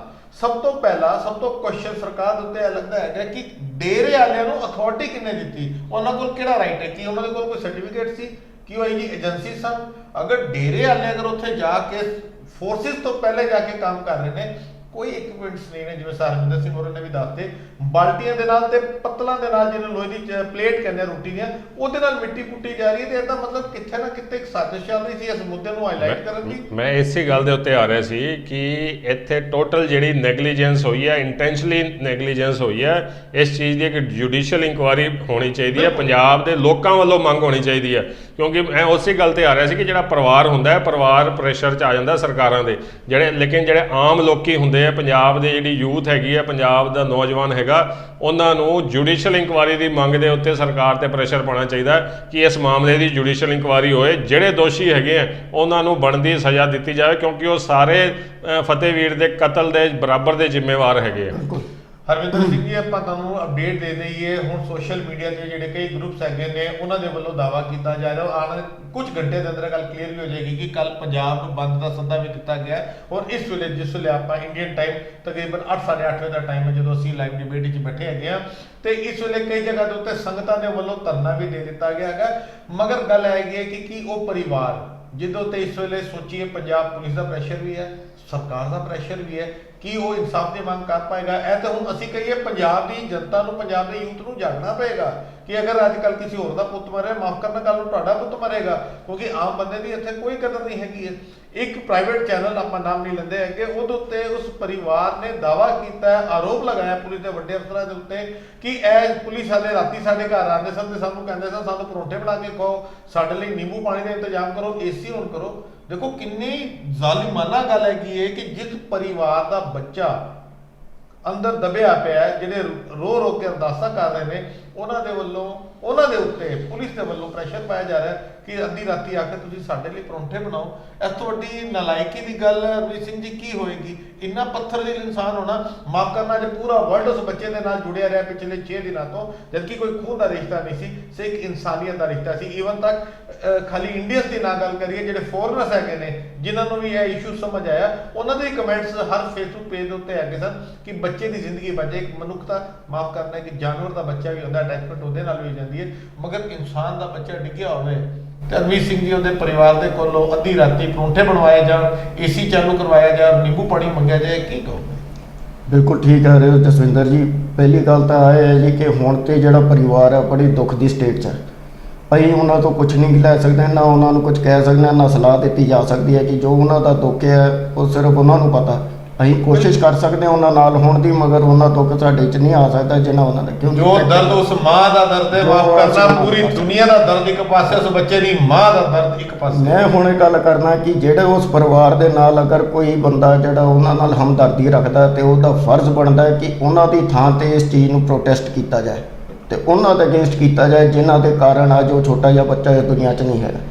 ਅਸੀਂ ਦਿੱਲੀ 'ਚ ਹੈਗੇ ਹਾਂ, ਸੰਗਰੂਰ ਦਾ ਮਾਮਲਾ ਆ, ਫਿਰ ਵੀ ਅਸੀਂ ਆਪ ਜੀ ਦੇ ਚੈਨਲ ਦੇ ਰਾਹੀਂ ਇਹ ਛੋਟੀ ਜਿਹੀ ਪ੍ਰੋਟੈਸਟ ਆਪਣੇ ਵੱਲੋਂ ਵੀ ਕੋਸ਼ਿਸ਼ ਕਰ ਰਹੇ ਹਾਂ ਕਿ ਉਹਨਾਂ ਦੇ ਕੰਨਾਂ ਤੱਕ ਪਹੁੰਚੇ। ਅਸੀਂ ਹੁਣ ਉੱਥੇ ਨਹੀਂ ਹੋਣ ਕਰਕੇ ਬਾਕੀ ਸਾਡੀਆਂ ਅਰਦਾਸਾਂ ਬੱਚੇ ਦੇ ਨਾਲ ਸੀਗੀਆਂ। ਮੇਨ ਗੱਲ ਹੁਣ ਆਹ ਦੇਖ ਲਓ ਕਿ ਕਿਸੇ ਘਰ ਦੇ ਅੰਦਰ ਇੰਨਾ ਵੱਡਾ ਕਹਿਰ ਆ ਗਿਆ ਹੋਵੇ ਜਿੱਥੇ ਛੋਟੇ ਜਿਹੇ ਨਿਆਣੇ ਦੇ ਪਿੱਛੇ ਸਾਰਾ ਦਾ ਸਾਰਾ ਟੱਬਰ ਚੱਲਾ ਹੋਇਆ ਹੋਵੇ, ਆਪਣੇ ਨਿਆਣੇ ਦੇ ਪਿੱਛੇ ਅਰਦਾਸਾਂ ਕਰਦਾ ਹੋਏ, ਗੁਰੂ ਤੋਂ ਮੰਗ ਕਰਦਾ ਹੋਏ, ਮਗਰ ਉਸੇ ਟਾਈਮ ਦੇ ਉੱਤੇ ਦਰਵਾਜ਼ਾ ਖੜਕਾ ਕੇ 4 ਪੁਲਿਸੀਆਂ ਅੰਦਰ ਵੜਦੇ ਆ। ਉਹ ਕਹਿੰਦੇ ਜੀ ਸਾਨੂੰ ਆਹ ਚੀਜ਼ਾਂ ਦੇ ਦਿਓ। ਇਹਦਾ ਰੀਜ਼ਨ ਕੀ ਹੈ? ਸਾਨੂੰ ਮੇਨ ਚੀਜ਼ ਪਤਾ ਕਰਨਾ ਚਾਹੀਦਾ, ਰੀਜ਼ਨ ਹੈ ਕਿਉਂ, ਇਹ ਕਿਉਂ ਹੋ ਰਿਹਾ? ਇਹ ਇਸ ਕਰਕੇ ਹੋ ਰਿਹਾ ਕਿਉਂਕਿ ਉੱਥੇ ਸ਼ਾਂਤੀ ਦਾ ਰਾਜ ਨਹੀਂ ਹੈ, ਉੱਥੇ ਬਦਮਾਸ਼ੀ ਦਾ ਰਾਜ ਹੈ। ਇਹ ਰਾਜ ਜਿਹੜਾ ਚੱਲ ਰਿਹਾ ਉੱਤੇ ਉਹ ਬੰਦੇ ਜਿਹੜੇ ਘਰ ਦੇ ਆ ਉਹ ਚਾਹਨਾ ਇੰਨੀ ਹਿੰਮਤ ਨਹੀਂ ਰੱਖਦੇ ਕਿ ਉੱਤੇ ਪੁਲਿਸ ਵਾਲਿਆਂ ਨੂੰ ਕਹੋ ਚਲੋ ਬਈ ਤੁਰ ਜਾਓ ਬਾਹਰ। ਪਹਿਲੀ ਗੱਲ ਤੇ ਉਹਨਾਂ 'ਚ ਇਨਸਾਨੀਅਤ ਨਹੀਂ, ਸਰਕਾਰ 'ਚ ਇਨਸਾਨੀਅਤ ਨਹੀਂ, ਜਿਹੜੇ ਉਹ ਆ ਕੇ ਮੰਗਦੇ ਆ। ਦੂਜੀ, ਕਿਉਂਕਿ ਉਹ ਇਸ ਰਾਜ 'ਚ ਰਹਿ ਰਹੇ ਆ ਤੇ ਜਿਹੜੇ ਬੰਦੇ ਆ ਘਰ ਦੇ ਉਹ ਵੀ ਡਰਦੇ ਆ ਕਿ ਪੁਲਿਸ ਨਾਲ ਪੰਗਾ ਲੈਣ ਦਾ ਬਾਅਦ 'ਚ ਪਤਾ ਨਹੀਂ ਕੀ ਹੋ ਜਾਊਗਾ। ਜੋ ਉਹ ਮੰਗਦੇ ਉਹਨਾਂ ਨੂੰ ਦਿੱਤਾ ਜਾਏ ਕਿ ਥੋੜੀ ਜਿਹੀ ਸ਼ਾਂਤੀ ਬਣੀ ਰਹੂਗੀ ਤੇ ਅਸੀਂ ਆਪਣਾ ਕੰਮ ਆਪ ਕਰ ਸਕਦੇ। ਸ਼ਾਇਦ ਉਹਨਾਂ ਦੇ ਵਿੱਚ ਇਹ ਵੀ ਹੋਵੇਗਾ ਕਿ ਇਹਨਾਂ ਨੇ ਕੰਮ ਕਰਨਾ, ਹਾਏ ਸਾਡਾ ਬੱਚਾ ਲਿਆ ਦੇ। ਮੇਨ ਗੱਲ ਬਸ ਇੰਨੀ ਹੈ ਕਿ ਇਹਨਾਂ ਨੇ ਕਰਨਾ ਸਾਰਾ। ਸਾਡਾ ਮੇਨ ਜਿਹੜਾ ਅੱਜ ਦਾ ਪ੍ਰੋਗਰਾਮ ਉਹਦਾ ਸਿਰ ਹੀ ਆ ਕਿ ਜਿਹੜੇ ਬੰਦੇ ਰਿਸਪੌਂਸਿਬਲ ਆ ਉਹ ਸੀਨ ਤੇ ਹੈ ਨਹੀਂ ਤੇ ਜਿਹੜੇ ਇਰਰਿਸਪੌਂਸਿਬਲ ਆ ਉਹਨਾਂ ਤੋਂ ਅਸੀਂ ਮਦਦ ਦੀ ਮੰਗ ਕਰ ਰਹੇ। ਬਸ ਹੁਣ ਇਸੇ ਚੀਜ਼ ਦੀ ਹੈ ਕਿ ਜਿਹੜੇ ਇਰਰਿਸਪੌਂਸਿਬਲ ਬੰਦੇ ਜਿਨ੍ਹਾਂ ਦੇ ਪੱਲੇ ਕੱਖ ਨਹੀਂ, ਉਹਨਾਂ ਤੋਂ ਅਸੀਂ ਗੁਹਾਰ ਲਾ ਰਹੇ ਹਾਂ ਕਿ ਸਾਡਾ ਬੱਚਾ ਵਾਪਸ ਲਿਆ ਦਿਓ। ਉਹਦਾ ਰੀਜ਼ਨ ਕੀ ਹੈ? ਰੀਜ਼ਨ ਬਸ ਆ ਕਿ ਮੌਕੇ ਵਾਰਦਾਤ ਦੇ ਉੱਤੇ ਜਿਨ੍ਹਾਂ ਨੂੰ ਹੋਣਾ ਚਾਹੀਦਾ ਉਹ ਹੈ ਨਹੀਂ। ਗੱਲ ਬਸ ਇੰਨਾ ਆ ਕਿ ਡੇਰੇ ਤੋਂ ਇੱਕ ਚੀਜ਼ ਮਿਸਫਾਇਰ ਹੋ ਗਈ। ਡੇਰੇ ਦੀ ਜਿਹੜੀ ਹਾਲਤ ਹੋਈ ਆ, ਜਿਹੜੀ ਮੱਲਿਆ ਮੀਟ ਹੋਇਆ ਆ, ਇਹਨਾਂ ਨੇ ਸੋਚਿਆ ਕਿ ਇਸ ਕੇਸ ਤੋਂ ਬਾਅਦ ਅਸੀਂ ਡੇਰੇ ਨੂੰ ਉਜਾਗਰ ਕਰ ਦਾਂਗੇ। ਇਹ ਹਿੱਟ ਐਂਡ ਟ੍ਰਾਇਲ ਮੈਥਡ ਕਰਦੇ ਰਹੇ ਆ ਇੱਥੋਂ ਦੀ, ਕਿਉਂਕਿ ਉਹਨਾਂ ਨੇ ਪਹਿਲਾਂ ਦੇਖਿਆ ਸੀ ਪ੍ਰਿੰਸ ਡਿੱਗਿਆ ਤੇ ਦੂਜੇ ਵਾਰ ਖੂਬ ਪੱਟਦੇ ਹੋ ਤਾਂ ਇੱਥੋਂ ਦੀ ਰਸਤਾ ਬਣ ਜਾਊਗਾ ਤੇ ਬੱਚਿਆਂ ਨੂੰ ਕੱਢ ਕੇ ਲਿਆਉਂਗਾ ਡੇਰੇ। ਫਿਲਮੀ ਸਟਾਈਲ ਇਹਨਾਂ ਨੇ ਪਲਾਨਿੰਗ ਕੀਤੀ ਨਾ ਸਰ। ਮਗਰ ਡੇਰੇ ਵਾਲੇ ਆਹ ਭੁੱਲ ਗਏ ਕਿ ਬਚਾਉਣ ਵਾਲਾ ਰੱਬ ਆ ਤੇ ਉੱਤੇ ਕੋਈ ਐਕਸਪਰਟਿਜ਼ ਚਾਹੀਦੀ ਹੈ। ਇਹਨਾਂ ਨੇ ਸਿਰਫ ਆਪਣੇ ਡੇਰੇ ਨੂੰ ਗਲੋਰੀਫਾਈ ਕਰਨ ਲਈ, ਡੇਰੇ ਦਾ ਨਾਮ ਸਾਫ਼ ਕਰਨ ਲਈ ਇਹ ਹਿੱਟ ਐਂਡ ਟ੍ਰਾਇਲ ਮੈਥਡ ਕਰਨ ਦੀ ਕੋਸ਼ਿਸ਼ ਕੀਤੀ, ਜਿਹੜੇ ਇਹਨਾਂ ਦੇ ਹੱਥੋਂ ਚਲਾ ਗਿਆ, ਮਿਸਫਾਇਰ ਹੋ ਗਿਆ। ਫਿਰ ਜਦੋਂ ਦੇਖਿਆ ਕਿ ਇਹ ਸਾਡੇ ਵੱਲੇ ਬੰਦੀ ਨਹੀਂ ਹੈ ਤਾਂ ਹੁਣ ਆਪਣੇ ਆਪ ਨੂੰ ਬਚਾਈਏ ਕਿੱਦਾਂ? ਤੇ ਬਚਾਉਣ ਦਾ ਤਰੀਕਾ ਸੀਗਾ ਕਿ ਕੋਈ ਏਜੰਸੀ ਨੂੰ ਕਾਲ ਕਰ ਦਿੱਤੀ ਜਾਏ। ਮਗਰ ਰੋਣ ਦੀ ਗੱਲ ਆ ਕਿ ਜਿਹੜੇ ਡੇਰੇ ਸਮਰਥੀ ਸੀਗੇ ਉਹਨਾਂ ਦੇ ਵਿੱਚ ਹੋਰ ਬਹੁਤ ਬੰਦਾ ਸੀਗਾ, ਕਿਸੇ ਨੇ ਵੀ ਕੋਸ਼ਿਸ਼ ਨਹੀਂ ਕੀਤੀ ਕਿ ਕੋਈ ਐਕਸਪਰਟਿਜ਼ ਜਾਂ ਕੋਈ ਤਗੜਾ ਬੰਦਾ ਜਿਹੜਾ ਇਸ ਕੰਮ ਦਾ ਰੱਖਦਾ ਉਹਨੂੰ ਬੁਲਾ ਲਿੱਤਾ ਜਾਏ। ਸਾਰੇ ਦੇ ਸਾਰੇ ਮੁੱਖ ਬਸ ਦੇਖਣ ਵਾਲੇ ਬਣ ਗਏ, ਦਰਸ਼ਕ ਬਣ ਕੇ ਖੜੇ ਰਹੇ। ਠੀਕ ਆ, ਉੱਥੇ ਬੈਠੇ ਸੀਗੇ, ਅਸੀਂ ਹੁਣ ਉੱਥੇ ਨਹੀਂ, ਆਪਾਂ ਵੀ ਇੱਥੇ ਬੈਠੇ, ਅਰਦਾਸਾਂ ਚੱਲਦੀਆਂ ਸੀਗੀਆਂ, ਸਭ ਕੁਝ। ਮਗਰ ਇੱਕ ਗੱਲ ਬੜੀ ਬੁਰੀ ਦੇ ਕਿ ਸਰਕਾਰ ਦਾ ਜਿਹੜਾ ਰਵੱਈਆ ਸੀਗਾ, that was not of a protector, but ਮੈਂ ਕਹਾਂਗਾ ਜਿਸ ਨੂੰ ਇੱਕ ਤਰ੍ਹਾਂ ਅਸੀਂ ਕੋਈ ਬੰਦਾ ਚੱਕ ਕੇ ਲੈ ਜਾਂਦਾ ਤੇ ਉਹਦੀ ਫਰੋਤੀ ਮੰਗਦੇ ਹੈਗੇ। ਇਹਨਾਂ ਨੇ ਉਹ ਐਕਟਿੰਗ ਕੀਤੀ ਹੈ ਕਿ ਅਸੀਂ ਤੁਹਾਡਾ ਨਿਆਣਾ ਬਚਾਉਂਦੇ ਹਾਂ, ਲਿਆ ਸਾਡੇ ਪਰੌਠੇ ਦੇ, ਅਸੀਂ ਤੇਰੇ ਨਿਆਣੇ ਪਿੱਛੇ ਜਾਂਦੇ ਹਾਂ, ਲਿਆ ਸਾਨੂੰ ਲੱਸੀ ਦੇ, ਅਸੀਂ ਤੇਰੇ ਨਿਆਣੇ ਪਿੱਛੇ ਬਾਹਰ ਬਹੁਤ ਧੁੱਪ 'ਤੇ ਖੜੇ ਹਾਂ, ਏਸੀ ਲਾ ਕੇ ਸਾਨੂੰ ਆਰਾਮ ਕਰਨ ਦੇ। ਇਹ ਫਰੋਤੀ ਵਾਲੀ ਗੱਲ ਹੈ। ਇੱਕ ਬੰਦੇ ਨੂੰ ਹਿਊਮਨ, ਥੋੜ੍ਹੀ ਜਿਹੀ ਹਿਊਮੈਨਿਟੀ ਹੋਣੀ ਚਾਹੀਦੀ ਆ ਬੰਦਿਆਂ ਦੇ ਅੰਦਰ। ਅਸੀਂ ਜਿੱਦਾਂ ਹਰਮੰਦਰ ਜੀ ਨੇ ਕਿਹਾ ਬਿਲਕੁਲ ਠੀਕ ਹੈ, ਬਾਹਰ ਜਾਨਵਰ ਦੇ ਬੱਚੇ ਦੇ ਪਿੱਛੇ ਸਾਰਾ ਕੁਝ ਹੋ ਸਕਦਾ, ਇੱਥੇ ਇੱਕ ਇਨਸਾਨ ਦੇ ਬੱਚੇ ਦੀ ਵੈਲਿਊ ਨਹੀਂ। ਔਰ ਇਹ ਜਿਹੜੀ ਸਰਕਾਰ ਆ ਉਸ ਤੋਂ ਬਾਅਦ ਹੁਣ ਜਿੱਦਾਂ ਹਰਮੰਦਰ ਜੀ ਕਹਿ ਰਹੇ ਸੀ ਬਿਲਕੁਲ ਠੀਕ ਹੈ, ਭਗਵੰਤ ਮਾਨ ਇੱਥੇ ਆ ਉੱਤੇ। The thing is they have one the election, now they are in celebration mode. ਔਰ ਮੇਰੇ ਖਿਆਲ ਦੇ ਅੰਦਰ ਸਾਲ ਸਵਾ ਸਾਲ ਤੋਂ ਪਹਿਲਾਂ ਇਹ ਸੈਲੀਬ੍ਰੇਸ਼ਨ ਖਤਮ ਨਹੀਂ ਹੋਣੀ।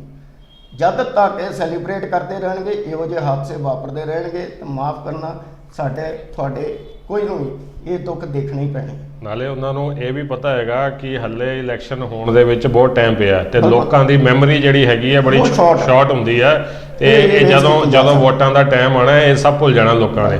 ਤੇ ਇਸ ਕਰਕੇ ਲੋਕਾਂ ਨੂੰ ਇਹ ਸਭ ਤੋਂ ਵੱਡੀ ਦੇਖੋ ਇਹ ਜਿਹੜੀ ਇਹ ਸਾਨੂੰ ਅੱਜ ਭੁਗਤਣਾ ਪੈ ਰਿਹਾ ਹੈਗਾ, ਭਾਵੇਂ ਉਹ ਫਤਿਹਵੀਰ ਦਾ ਪਰਿਵਾਰ ਹੈ ਔਰ ਭਾਵੇਂ ਜਸਪਾਲ ਦਾ ਪਰਿਵਾਰ ਹੈ, ਹੋਰ ਇਹੋ ਜਿਹੇ ਬਹੁਤ ਸਾਰੇ ਪਰਿਵਾਰ ਹੈਗੇ ਆ, ਭਾਵੇਂ ਟੀਚਰਾਂ ਦੇ ਪਰਿਵਾਰ ਹੈਗੇ ਆ, ਭਾਵੇਂ ਕਿਸਾਨਾਂ ਦੇ ਪਰਿਵਾਰ ਹੈਗੇ ਆ ਜਿਨ੍ਹਾਂ ਦੇ ਫਾਂਸੀਆਂ ਲਾ ਰਹੇ ਆ, ਭਾਵੇਂ ਜਿਹੜੇ ਨੌਜਵਾਨ ਨਸ਼ੇ ਕਰਕੇ ਮਰ ਰਹੇ ਹੈਗੇ ਉਹਨਾਂ ਦੇ ਪਰਿਵਾਰ ਹੈਗੇ ਆ। ਪੂਰੇ ਪੰਜਾਬ ਦਾ ਹਰ ਬੰਦਾ ਜਿਹੜਾ ਕਿਸੇ ਨਾ ਕਿਸੇ ਤਰੀਕੇ ਦੇ ਨਾਲ ਜਿਹੜਾ ਉਹਨੂੰ ਇੰਪੈਕਟ ਆ ਰਿਹਾ ਹੈਗਾ। ਜਿਹਨਾਂ ਬਿਜਲੀ ਦੇ ਬਿੱਲ ਵੱਧ ਗਏ ਹੈਗੇ ਆ, ਬਿਜਲੀ ਦਾ ਰੇਟ ਵਧਾ ਦਿੱਤਾ, ਹਰ ਕਿਸੇ ਬਿਜਲੀ ਹਰ ਘਰ ਦੇ ਵਿੱਚ ਜਾਂਦੀ ਹੈ, ਸਾਰਿਆਂ ਨੂੰ ਇੰਪੈਕਟ ਆ ਰਿਹਾ।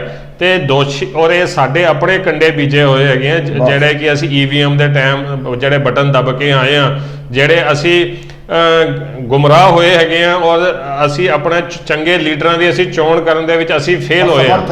ਅਸੀਂ ਕਿਉਂਕਿ ਜਿਹੜੇ ਅਸੀਂ ਆਪ ਗਲਤ ਫੇਲ ਹੋਏ ਆ ਤੇ ਸਾਨੂੰ ਇਹੋ ਜਿਹੇ ਲੀਡਰ ਮਿਲੇ ਹੈਗੇ। ਜੇ ਅਸੀਂ ਪਾਸ ਹੋਏ ਹੁੰਦੇ, ਸਾਨੂੰ ਵਧੀਆ ਲੀਡਰ ਮਿਲਦੇ, ਤੇ ਅੱਜ ਫਤਿਹਵੀਰ ਜਿਹੜਾ ਹੈਗਾ ਉਹ ਆਪਣੇ ਪਰਿਵਾਰ ਦੇ ਕੋਲ ਹੁੰਦਾ। ਔਰ ਵਿਦਿਨ 24 ਆਵਰਸ ਇੱਕ ਵੀਡੀਓ ਬੜੀ ਚੱਲ ਰਹੀ ਸੀਗੀ ਜਿਹਦੇ ਦਿਖਾਇਆ ਸੀ ਚਾਈਨਾ ਦੇ ਵਿੱਚ 270 ਫੁੱਟ ਦੇ ਬੋਰਵੈਲ ਦੇ ਵਿੱਚ ਬੱਚਾ ਡਿੱਗਿਆ, ਸਿਰਫ 2 ਘੰਟੇ ਚ ਅਗਲਿਆਂ ਨੇ 2 ਘੰਟਿਆਂ ਚ ਕੱਢ ਕੇ ਉਹ ਆਪਣੇ ਮਾਪਿਆਂ ਨੂੰ ਫੜਾ ਦਿੱਤਾ।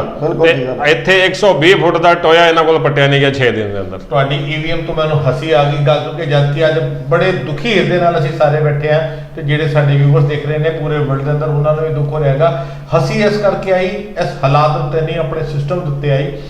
ਜਿਸ ਮੁਲਕ ਦੇ ਅੰਦਰ ਇਲੈਕਸ਼ਨ ਦੇ ਲਈ ਮਸ਼ੀਨਾਂ ਵਰਤੀਆਂ ਜਾਂਦੀਆਂ ਨੇ ਸੰਗਤ ਜੀ, ਉਸ ਮੁਲਕ ਦੇ ਅੰਦਰ ਇੱਕ ਇਨਸਾਨ ਦੀ ਜ਼ਿੰਦਗੀ ਬਚਾਉਣ ਦੇ ਲਈ ਮਸ਼ੀਨਾਂ ਤੱਕ ਨਹੀਂ ਹੈ। ਇੱਕ ਬੋਰਵੈਲ ਹੋਇਆ, 125 ਫੁੱਟ ਉੱਤੇ ਬੱਚਾ ਫਸਿਆ ਹੈ, ਐਦਾਂ ਉਹਨਾਂ ਨੇ ਆਈਡੀਆ ਲਗਾ ਲਿਆ। ਉਹਦੇ ਨਾਲ ਇੱਕ ਹੋਰ ਬੋਰਵੈਲ ਕਰਕੇ 180 ਫੁੱਟ ਚਲੇ ਜਾਂਦੇ ਨੇ। ਉਹਨਾਂ ਨੂੰ ਇਹ ਵੀ ਨਹੀਂ ਪਤਾ 125 ਫੁੱਟ ਹੈ ਤੇ 180 ਫੁੱਟ ਚਲੇ ਗਿਆ, ਤੇ ਜਿਹੜੀ ਡਾਇਰੈਕਸ਼ਨ ਉਸ ਪਾਈਪ ਵੱਲ ਹੋਣੀ ਚਾਹੀਦੀ ਸੀ, ਦੂਜੇ ਪਾਸੇ ਸੁਰੰਗਾਂ ਪੱਟੀ ਜਾਂਦੇ ਨੇ। ਟੈਕਨੋਲੋਜੀ ਦਾ ਇੱਕ ਹੋਰ ਨੈਗਲੈਂਸ। ਇੱਕ ਹੋਰ ਜਸਵਿੰਦਰ ਸਿੰਘ ਜੀ, ਰਾਤੀ ਮੈਂ ਦੇਖ ਰਿਹਾ ਸੀਗਾ, ਰਾਤੀ 11 ਵਜੇ ਦੇ ਕਰੀਬ ਇੱਕ ਪੁਲਿਸ ਵਾਲੀ ਦਾ ਮੋਬਾਈਲ ਡਿੱਗ ਗਿਆ ਉਹ ਨਾਲ ਵਾਲੇ ਬੋਰਵੈਲ ਦੇ ਵਿੱਚ, ਤੇ ਉਹ ਸਾਰੇ ਡੇਰਾ ਪ੍ਰੇਮੀ ਜਿਹੜੇ ਹੈਗੇ ਆ ਔਰ ਹੋਰ ਸਾਰੇ ਲੋਕ ਉਹ ਮੋਬਾਈਲ ਕੱਢਣ 'ਚ ਲੱਗ ਗਏ ਸੀਗੇ। ਦੱਸੋ ਉੱਥੇ ਉਹਨੂੰ ਫਤਿਹਵੀਰ ਨੂੰ ਛੱਡ ਕੇ ਉੱਥੇ ਮੋਬਾਈਲ ਵਾਸਤੇ ਉਹ ਲੱਗ ਗਏ ਸੀਗੇ। ਮਤਲਬ ਇਸ ਤਰੀਕੇ ਦਾ ਉੱਥੇ ਟੋਟਲ ਮਿਸਮੈਨੇਜਮੈਂਟ ਚੱਲ ਰਹੀ ਸੀਗੀ। ਮਿਸਮੈਨੇਜਮੈਂਟ ਕਹੀਏ ਜਾਂ ਕਿਤੇ ਨਾ ਕਿਤੇ ਜੋ ਹੁਣ ਸਾਰੀਆਂ ਗੱਲਾਂ ਸਟੈਪ ਬਾय ਸਟੈਪ ਸਾਰੀਆਂ ਬਾਹਰ ਆ ਰਹੀਆਂ ਹੈਗੀਆਂ ਨੇ, ਉਸ ਤੋਂ ਇਹ ਲੱਗਦਾ ਹੈਗਾ ਕਿ ਅੰਦਰ ਜਿਹੜੇ ਉੱਥੇ ਕੰਮ ਕਰ ਰਹੇ ਸਨ, ਕਿਉਂਕਿ ਆਮ ਬੰਦੇ ਨੂੰ ਉੱਥੇ ਜਾਣ ਨਹੀਂ ਦਿੱਤਾ ਜਾ ਰਿਹਾ ਸੀ, ਤੇ ਉੱਥੇ ਸਿਰਫ ਡੇਰਾ ਪ੍ਰੇਮੀ ਜਾ ਪਾ ਰਹੇ ਸੀ, ਡੇਰਾ ਪ੍ਰੇਮੀ ਜਾ ਪਾ ਰਹੇ ਸਨ। ਉਹ ਜਿਹੜੇ ਉੱਥੇ ਆਰਮੀ ਦੇ ਸਰਕਾਰ ਦੇ ਕੁਝ ਨੁਮਾਇੰਦੇ ਜਿਹੜੇ ਉੱਥੇ ਸਨ, ਉਹਨਾਂ ਨੂੰ ਅੰਦਰੋਂ ਖਾਤੇ ਕਿਤੇ ਨਾ ਕਿਤੇ ਪਤਾ ਸੀ ਕਿ ਬੱਚਾ ਤੇ ਬਚਣਾ ਨਹੀਂ, ਇਹਦਾ ਜਿੰਨਾ ਅਸੀਂ ਲਾਹਾ ਲੈ ਸਕਦੇ ਹਾਂ, ਪੋਲੀਟੀਕਲ ਫਾਇਦਾ ਚੁੱਕ ਲੈਣੇ ਹੈਗੇ, ਉਹ ਫਾਇਦਾ ਲਿੱਤਾ ਜਾ ਰਿਹਾ ਸੀ। ਮਗਰ ਇੱਕ ਗੱਲ ਮੈਂ ਤੁਹਾਡੇ ਸਾਰਿਆਂ ਨਾਲ ਹੋਰ ਸਾਂਝੀ ਕਰਦੇ ਹਾਂ, ਮਿਕਸਰ ਗ੍ਰਾਈਂਡਰ ਹਰ ਘਰ ਦੇ ਅੰਦਰ ਹੁੰਦਾ।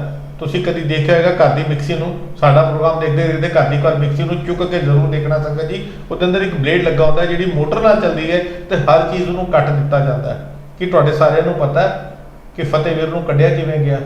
ਮਿਕਸੀ ਦੇ ਉਸ ਬਲੇਡ ਨੂੰ ਜਿਹੜਾ ਅੰਦਰ ਲੱਗ ਜਾਂਦਾ, ਉਹਨੂੰ ਲੋਹੇ ਦੇ ਸਰੀਰ ਉੱਤੇ ਵੈਲਡ ਕਰਕੇ, ਕਿੰਨਾ ਤਿੱਖਾ ਹੁੰਦਾ ਜਿਹੜਾ ਸਬਜ਼ੀ ਔਰ ਹਰ ਚੀਜ਼ ਨੂੰ ਕੱਟ ਦਿੰਦਾ ਹੈ, ਉਹ ਸਰੀਏ ਨਾਲ ਵੈਲਡ ਕਰਕੇ ਉਸੇ ਪੁਰਾਣੇ ਪਾਈਪ ਦੇ ਅੰਦਰ ਉਸ ਮਾਸੂਮ, ਬੇਸ਼ੱਕ ਉਹ ਲਾਸ਼ ਬਣ ਚੁੱਕਾ ਸੀ, ਮਗਰ ਉਸ ਸਰੀਰ 'ਚ ਚੁਬੋ ਕੇ ਕੁੰਡੀਆਂ ਦੀ ਤਰ੍ਹਾਂ ਜਿਵੇਂ ਮੱਛਲੀ ਫਸਾਈ ਜਾਂਦੀ ਹੈ, ਉਂਝ ਖਿੱਚ ਕੇ ਉਸ ਵਿਚਾਰੇ ਦੀ ਬਾਡੀ ਨੂੰ ਬਾਹਰ ਕੱਢਿਆ ਗਿਆ, ਚਿੱਟੀ ਚਾਦਰੀ 'ਚ ਲਪੇਟ ਕੇ ਫਟਾਫਟ ਭਜਾ ਦਿੱਤਾ ਗਿਆ ਐਂਬੂਲੈਂਸ ਦੇ ਅੰਦਰ। ਜਦਕਿ ਕੁਝ ਘੰਟੇ ਪਹਿਲੇ ਤੱਕ ਦਾਵਾ ਕੀਤਾ ਜਾ ਰਿਹਾ ਸੀ ਜੀ ਹੈਲੀਕਾਪਟਰ ਦਾ ਇੰਤਜ਼ਾਮ ਹੋ ਗਿਆ ਜੀ, ਅਸੀਂ ਹੈਲੀਕਾਪਟਰ, ਮਗਰ ਇੱਕ ਝੂਠ ਔਰ ਝੂਠ।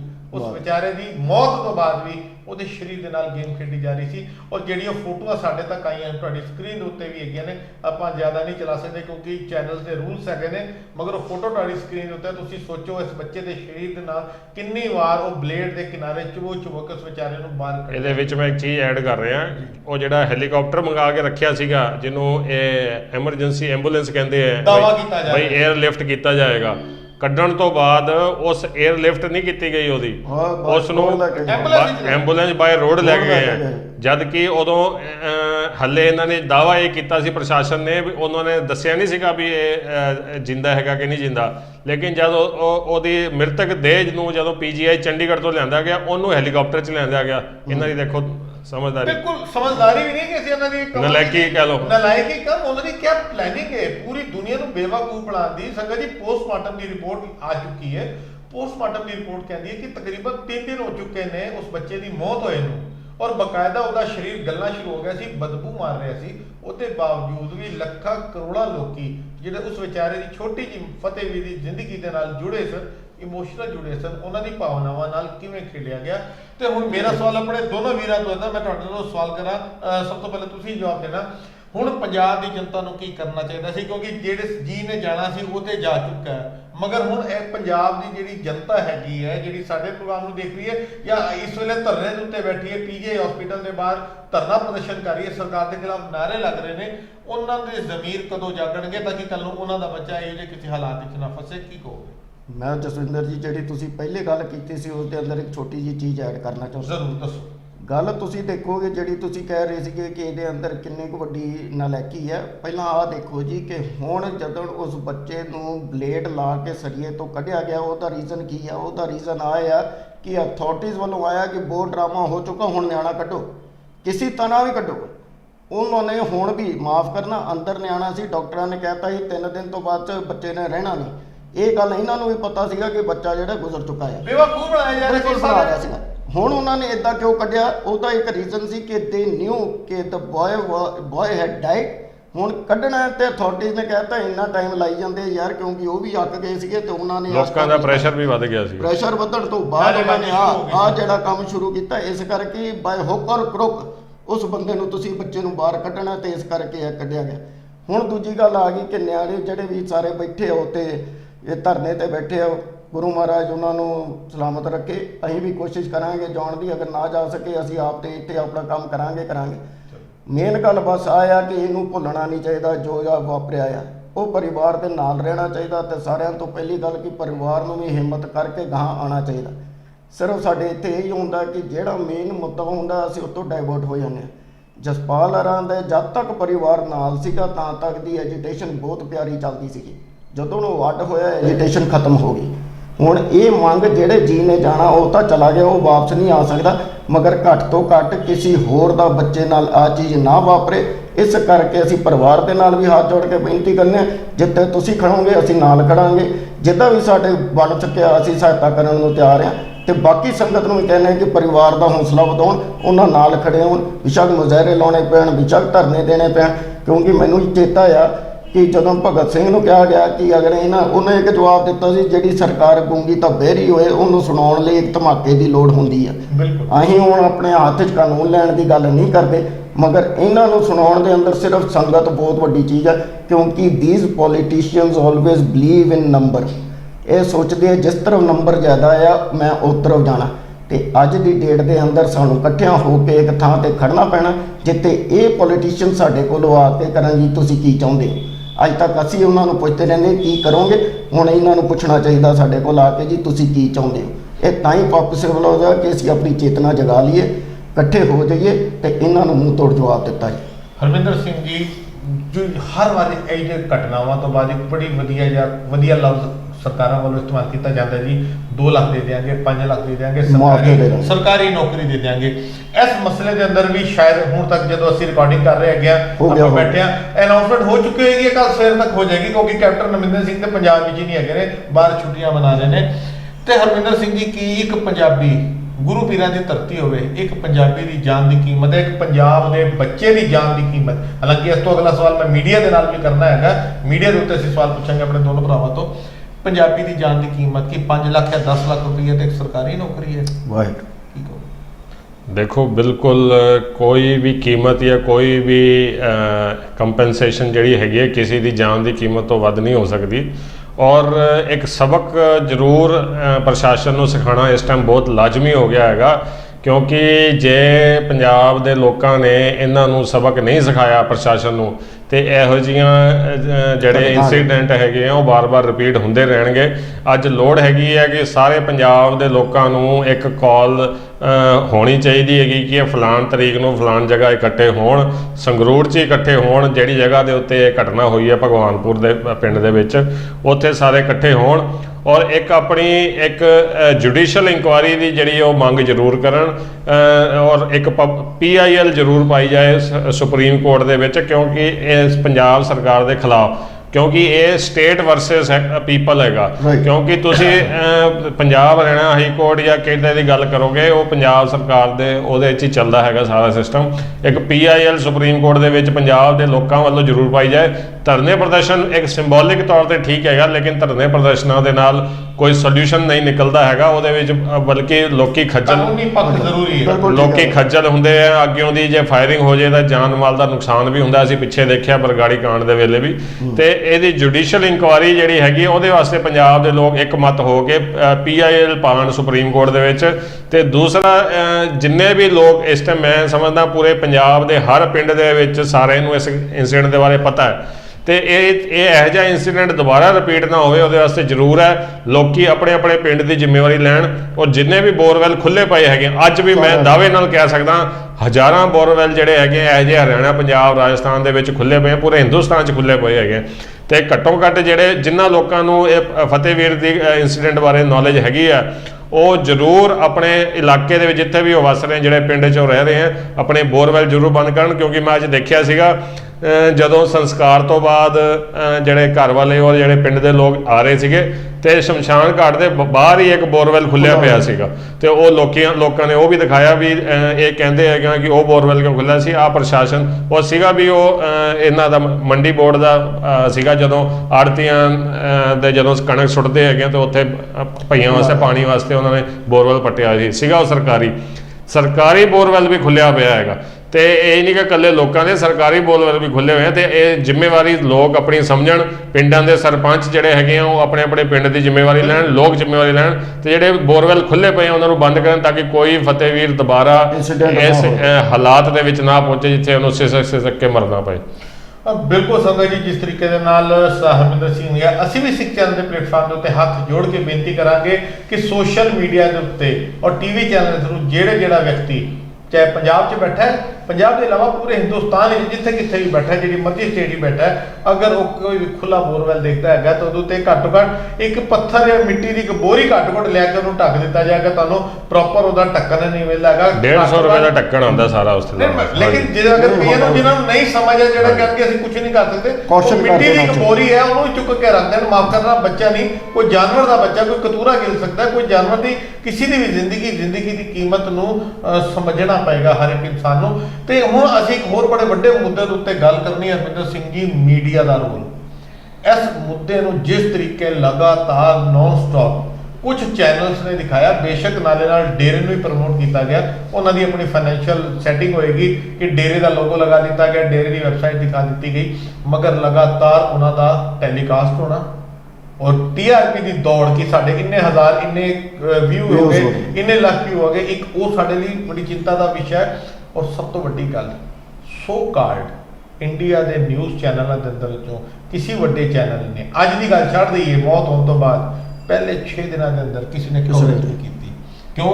ਹਰਮਿੰਦਰ ਸਿੰਘ ਜੀ, ਇਹ ਸਵਾਲ ਮੈਂ ਤੁਹਾਡੇ ਤੋਂ ਪੁੱਛਾਂਗਾ ਔਰ ਇਹੋ ਸਵਾਲ ਹਰਮਿੰਦਰ ਸਿੰਘ ਜੀ ਤੁਹਾਡੇ ਤੋਂ ਪੁੱਛਾਂਗਾ ਕਿ ਸਾਡੇ ਇੰਡੀਆ ਦੇ ਨਿਊਜ਼ ਚੈਨਲ ਦੇ ਲਈ ਪੰਜਾਬ ਦੇ ਪੁੱਤ ਦੀ ਕੋਈ ਕੀਮਤ ਨਹੀਂ ਹੈ। ਦੇਖੋ, ਮੀਡੀਆ ਦਾ ਇਸ ਕੇਸ ਦੇ ਵਿੱਚ ਬਹੁਤ ਪੋਜ਼ਿਟਿਵ ਰੋਲ ਵੀ ਰਿਹਾ ਤੇ ਬਹੁਤ ਨੈਗੇਟਿਵ ਰੋਲ ਵੀ ਰਿਹਾ। ਪੋਜ਼ਿਟਿਵ ਰੋਲ ਇਹ ਸੀਗਾ ਕਿ ਫਤਿਹਵੀਰ ਦੀ ਜਿਹੜੀ ਗੱਲ ਸੀਗੀ ਉਹ ਘਰ ਘਰ ਤੱਕ ਪਹੁੰਚਾਉਣ ਦੇ ਵਿੱਚ, ਲੋਕਾਂ ਦੇ ਵਿੱਚ ਇੱਕ ਖਬਰ ਪਹੁੰਚਾਉਣ ਦੇ ਵਿੱਚ ਮੀਡੀਆ ਨੇ ਬਹੁਤ ਰੋਲ ਨਿਭਾਇਆ। 24 ਘੰਟੇ ਜਿੰਨੇ ਵੀ ਵੈਬ ਚੈਨਲ ਸੀਗੇ ਉਹ ਚੱਲਦੇ ਰਹੇ ਹੈਗੇ ਆ ਔਰ ਪਲੱਸ ਜਿਹੜੇ ਇਲੈਕਟ੍ਰੋਨਿਕ ਮੀਡੀਆ ਦੇ ਚੈਨਲ ਸੀਗੇ ਉਹਨਾਂ ਨੇ ਵੀ ਪੂਰੀ ਕਵਰੇਜ ਦਿੱਤੀ ਹੈਗੀ, ਕਿਉਂਕਿ ਇੱਕ TRP ਦਾ ਵੀ ਆ ਵਿਸ਼ਾ ਬਣਿਆ ਹੋਇਆ ਸੀ ਜੋ ਉਹਨਾਂ ਨੂੰ ਸਮਝ ਆ ਰਹੀ ਸੀਗੀ।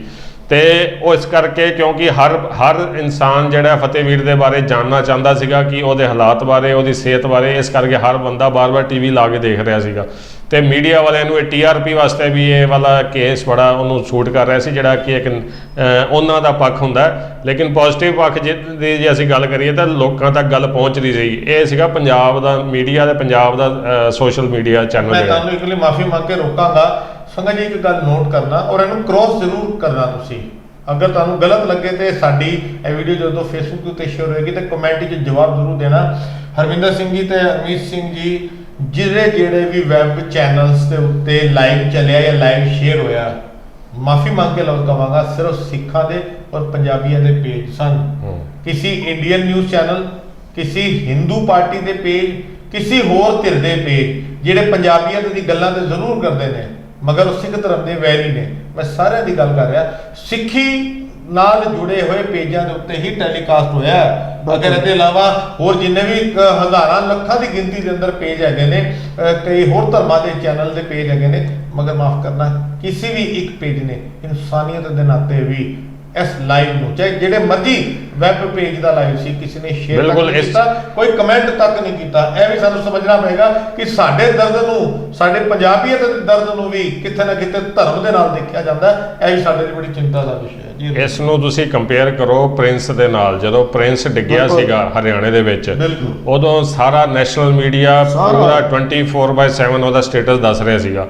ਤੇ ਇਹ ਵੀ ਸਾਨੂੰ ਸੋਚਣ ਵਾਸਤੇ ਇਹ ਗੱਲ ਮਜਬੂਰ ਕਰ ਦਿੰਦੀ ਹੈ ਵੀ ਸਿੱਖਾਂ ਦੇ ਨਾਲ ਔਰ ਖਾਸ ਤੌਰ ਤੇ ਪੰਜਾਬ ਦੇ ਲੋਕਾਂ ਦੇ ਨਾਲ ਇਹ ਜੋ ਮਤਰੇਈ ਮਾਂ ਵਾਲਾ ਸਲੂਕ ਜਿਹੜਾ ਹੈਗਾ ਉਹ ਕਿਉਂ ਕੀਤਾ ਜਾਂਦਾ ਹੈ? ਕਿਉਂਕਿ ਇੱਥੇ ਇਨਸਾਨੀਅਤ ਦੀ ਗੱਲ ਸੀਗੀ। ਇੱਥੇ ਕੋਈ ਖਾਲਿਸਤਾਨ ਦੀ ਡਿਮਾਂਡ ਨਹੀਂ ਹੋ ਰਹੀ ਸੀਗੀ। ਇੱਥੇ ਕੋਈ ਇਹੋ ਜਿਹੀ ਕੋਈ ਗੱਲ ਨਹੀਂ ਹੋ ਰਹੀ ਸੀ ਜਿਹਦੇ ਨਾਲ ਕਿ ਦੇਸ਼ ਨੂੰ, ਇਹਨਾਂ ਨੂੰ ਜੋ ਨੈਸ਼ਨਲ ਮੀਡੀਆ ਕਹਿੰਦਾ ਵੀ ਸਾਨੂੰ ਖਤਰਾ ਪੈਦਾ ਹੋ ਰਿਹਾ। ਇੱਥੇ ਇੱਕ ਇਨਸਾਨੀਅਤ ਦੀ ਗੱਲ ਹੋ ਰਹੀ ਸੀਗੀ। ਜੇ ਤੁਸੀਂ ਪ੍ਰਿੰਸ ਦਾ ਬੱਚੇ ਸਾਰਿਆਂ ਦੇ ਸਾਂਝੇ ਹੁੰਦੇ ਹੈਗੇ ਆ, ਉਹਦਾ ਦਿਖਾਇਆ, ਉਹ ਬੱਚਾ ਬਚ ਕੇ ਬਾਹਰ ਵੀ ਆਇਆ, ਅੱਜ ਉਹ ਬੱਚਾ ਆਪਣੇ ਪਰਿਵਾਰ ਦੇ ਨਾਲ ਹੈਗਾ। ਔਰ ਉਹ ਨੈਸ਼ਨਲ ਮੀਡੀਆ ਦਾ ਜਦੋਂ ਕਵਰੇਜ ਹੁੰਦੀ ਹੈ ਉਦੋਂ ਪ੍ਰੈਸ਼ਰ ਜਿਹੜਾ ਹੁੰਦਾ ਸਟੇਟ ਐਡਮਿਨਿਸਟ੍ਰੇਸ਼ਨ ਦਾ ਇੱਕ ਐਕਸਟਰਾ ਪ੍ਰੈਸ਼ਰ ਕ੍ਰੀਏਟ ਹੁੰਦਾ ਹੈਗਾ।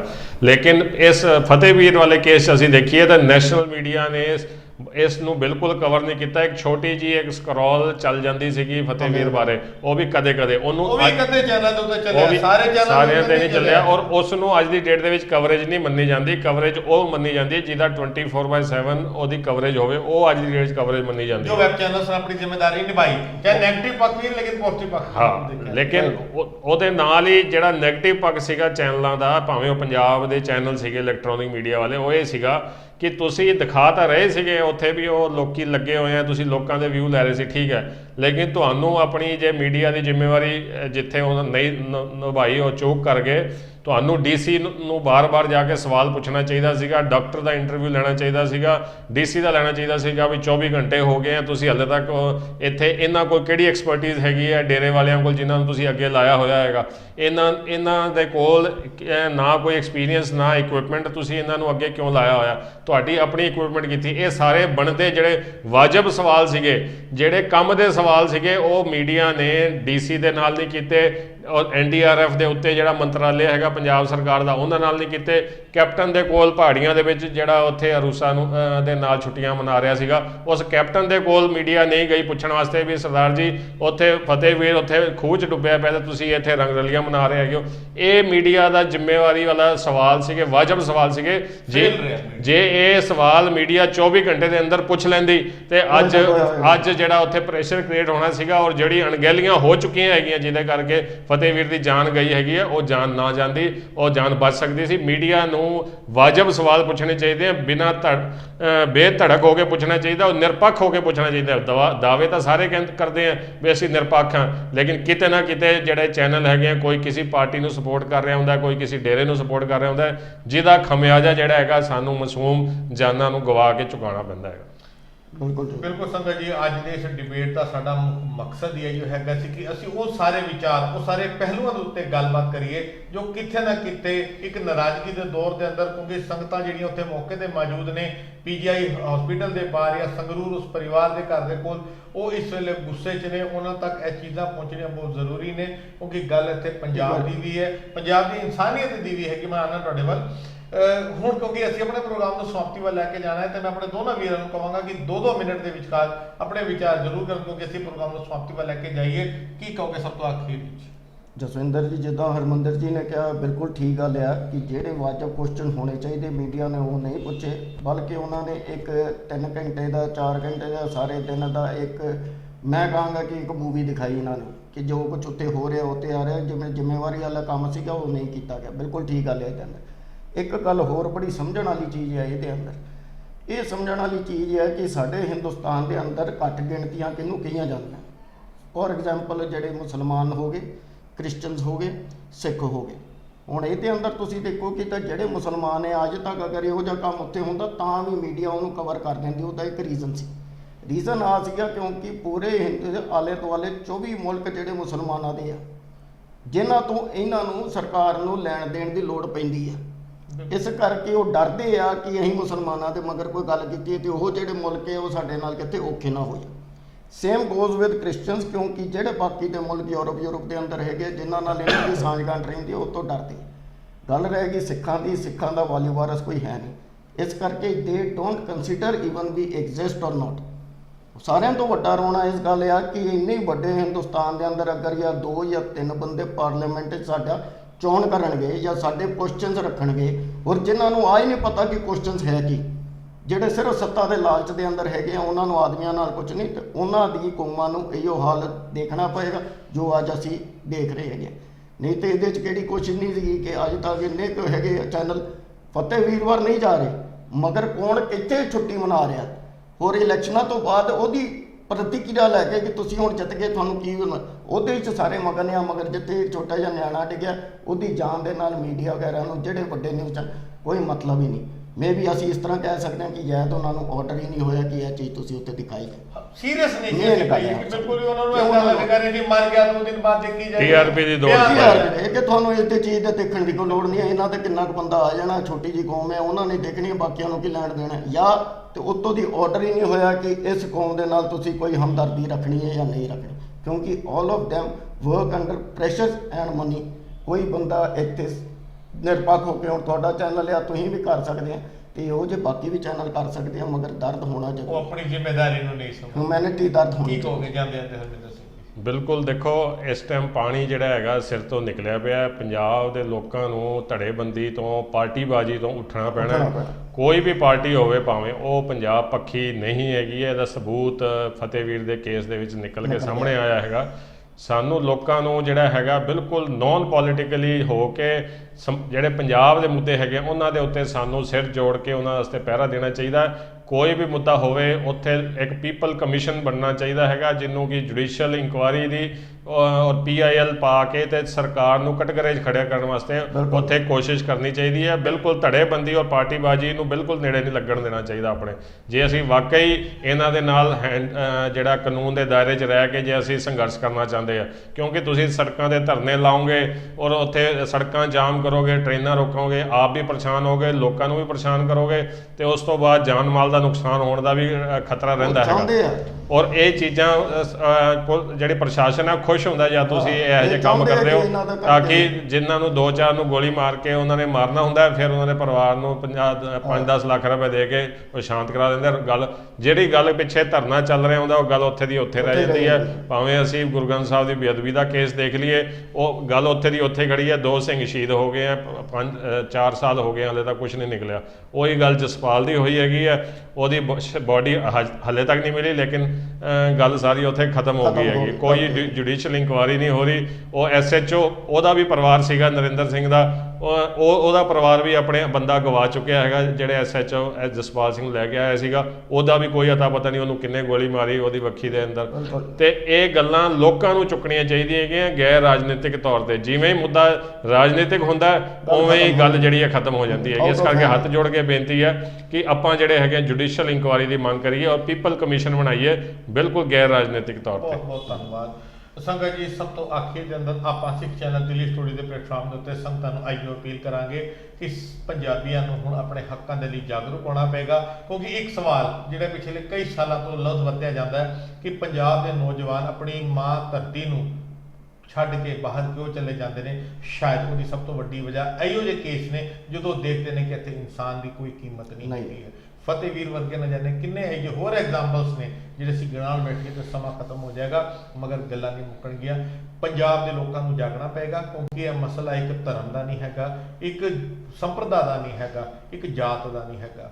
ਇਹ ਗੱਲ ਹੈਗੀ ਹੈ ਪੰਜਾਬ ਦੀ ਧਰਤੀ ਦੀ ਤੇ ਪੰਜਾਬ ਦੇ ਪੁੱਤਾਂ ਦੀ। ਸਾਨੂੰ ਪੰਜਾਬ ਦੇ ਸੰਗਤਾਂ ਦੇ ਅੱਗੇ ਅਸੀਂ ਅਪੀਲ ਕਰਾਂਗੇ, ਜਿਸ ਤਰੀਕੇ ਨਾਲ ਅਸੀਂ ਡਿਬੇਟ ਵਿੱਚ ਬੈਠੇ ਸੀ, ਗੱਲਬਾਤ ਕਰ ਰਹੇ ਸੀ ਕਿ ਪੰਜਾਬੀਓ ਹੁਣ ਤੁਹਾਡੇ ਕੋਲ ਮੌਕਾ ਹੈਗਾ ਆਪਣੇ ਮੁਲਕ ਦੀਆਂ ਗੂੰਗੀਆਂ ਬੈਰੀਆਂ ਸਰਕਾਰਾਂ, ਚਾਹੇ ਉਹ ਕੇਂਦਰ ਸਰਕਾਰ ਹੈ ਜਾਂ ਜਿਹੜੀ ਸਾਡੀ ਸਟੇਟ ਦੀ ਸਰਕਾਰ ਹੈਗੀ ਹੈ, ਉੱਥੇ ਤੱਕ ਆਪਣੀ ਆਵਾਜ਼ ਪਹੁੰਚਾਓ। ਕਿਉਂਕਿ ਲੱਖਾ ਸਿਧਾਣਾ, ਮੈਂ ਨਾਮ ਲੈ ਕੇ ਕਹਾਂਗਾ, ਲੱਖਾ ਸਿਧਾਣਾ ਦੇ ਇਲਾਵਾ ਇੱਕ ਵੀ ਸ਼ਖਸ ਜਿਹੜਾ ਰਾਜਨੀਤੀ ਦੇ ਵਿੱਚ ਹੈ, ਜਦਕਿ ਲੱਖਾ ਸਿਧਾਣਾ ਖੁਦ ਰਾਜਨੀਤੀ 'ਚ ਨਹੀਂ ਹੈਗਾ, ਮਗਰ ਉਹ ਵੀ ਲਗਾਤਾਰ 2 ਦਿਨ ਤੱਕ ਰੌਲਾ ਪਾਉਂਦਾ ਰਿਹਾ, ਸੰਗਤਾਂ ਨੂੰ ਜਾਗਰੂਕ ਕਰਦਾ ਰਿਹਾ, ਇਕੱਠਾ ਕਰਦਾ ਰਿਹਾ, ਤੇ ਆਪਣੇ ਅਖੌਤੀ ਲੀਡਰ ਜਿਨ੍ਹਾਂ ਨੂੰ ਤੁਸੀਂ ਵੋਟ ਦੇ ਕੇ ਜਿਹੜੀ ਮਰਜ਼ੀ ਪਾਰਟੀ, ਜਿਹੜੀ ਮਰਜ਼ੀ ਧਿਰ 'ਚ ਜਿਤਾਇਆ ਹੈ, ਉਹਨਾਂ ਦੇ ਗਿਰੇਬਾਨ ਪਕੜ ਕੇ ਉਹਨਾਂ ਕੋਲ ਸਵਾਲ ਪੁੱਛੋ ਕਿ ਜਦੋਂ ਸਾਡੇ ਪੰਜਾਬ ਦਾ ਪੁੱਤ ਮਰ ਰਿਹਾ ਸੀ ਤਾਂ ਤੁਸੀਂ ਕਿੱਥੇ ਸੀ। ਇਹੋ ਜਿਹੇ ਡਿਬੇਟਸ, ਇਹੋ ਜਿਹੇ ਸਵਾਲਾਂ ਦੇ ਨਾਲ ਆਪਾਂ ਲਗਾਤਾਰ ਆਪਣੇ ਸਿੱਖ ਚੈਨਲ ਦਿੱਲੀ ਸਟੂਡੀਓ ਤੋਂ ਤੁਹਾਡੇ ਨਾਲ ਜੁੜੇ ਰਵਾਂਗੇ। ਸਾਡੇ ਵੀਰਾਂ ਦਾ ਬਹੁਤ ਬਹੁਤ ਧੰਨਵਾਦ ਜਿਹੜਾ ਸਮਾਂ ਕੱਢ ਕੇ ਆਏ ਇਸ ਗੰਭੀਰ ਵਿਸ਼ੇ ਦੇ ਉੱਤੇ। ਆਪਾਂ ਫਿਰ ਜੁੜਾਂਗੇ ਹੋਰ ਕਈ ਮਸਲਿਆਂ ਦੇ ਨਾਲ, ਤੇ ਲੈਣੇ ਆਪਣੇ ਭਰਾਵਾਂ ਤੋਂ ਇਜਾਜ਼ਤ। ਵਾਹਿਗੁਰੂ ਜੀ ਕਾ ਖਾਲਸਾ, ਵਾਹਿਗੁਰੂ ਜੀ ਕੀ ਫਤਿਹ।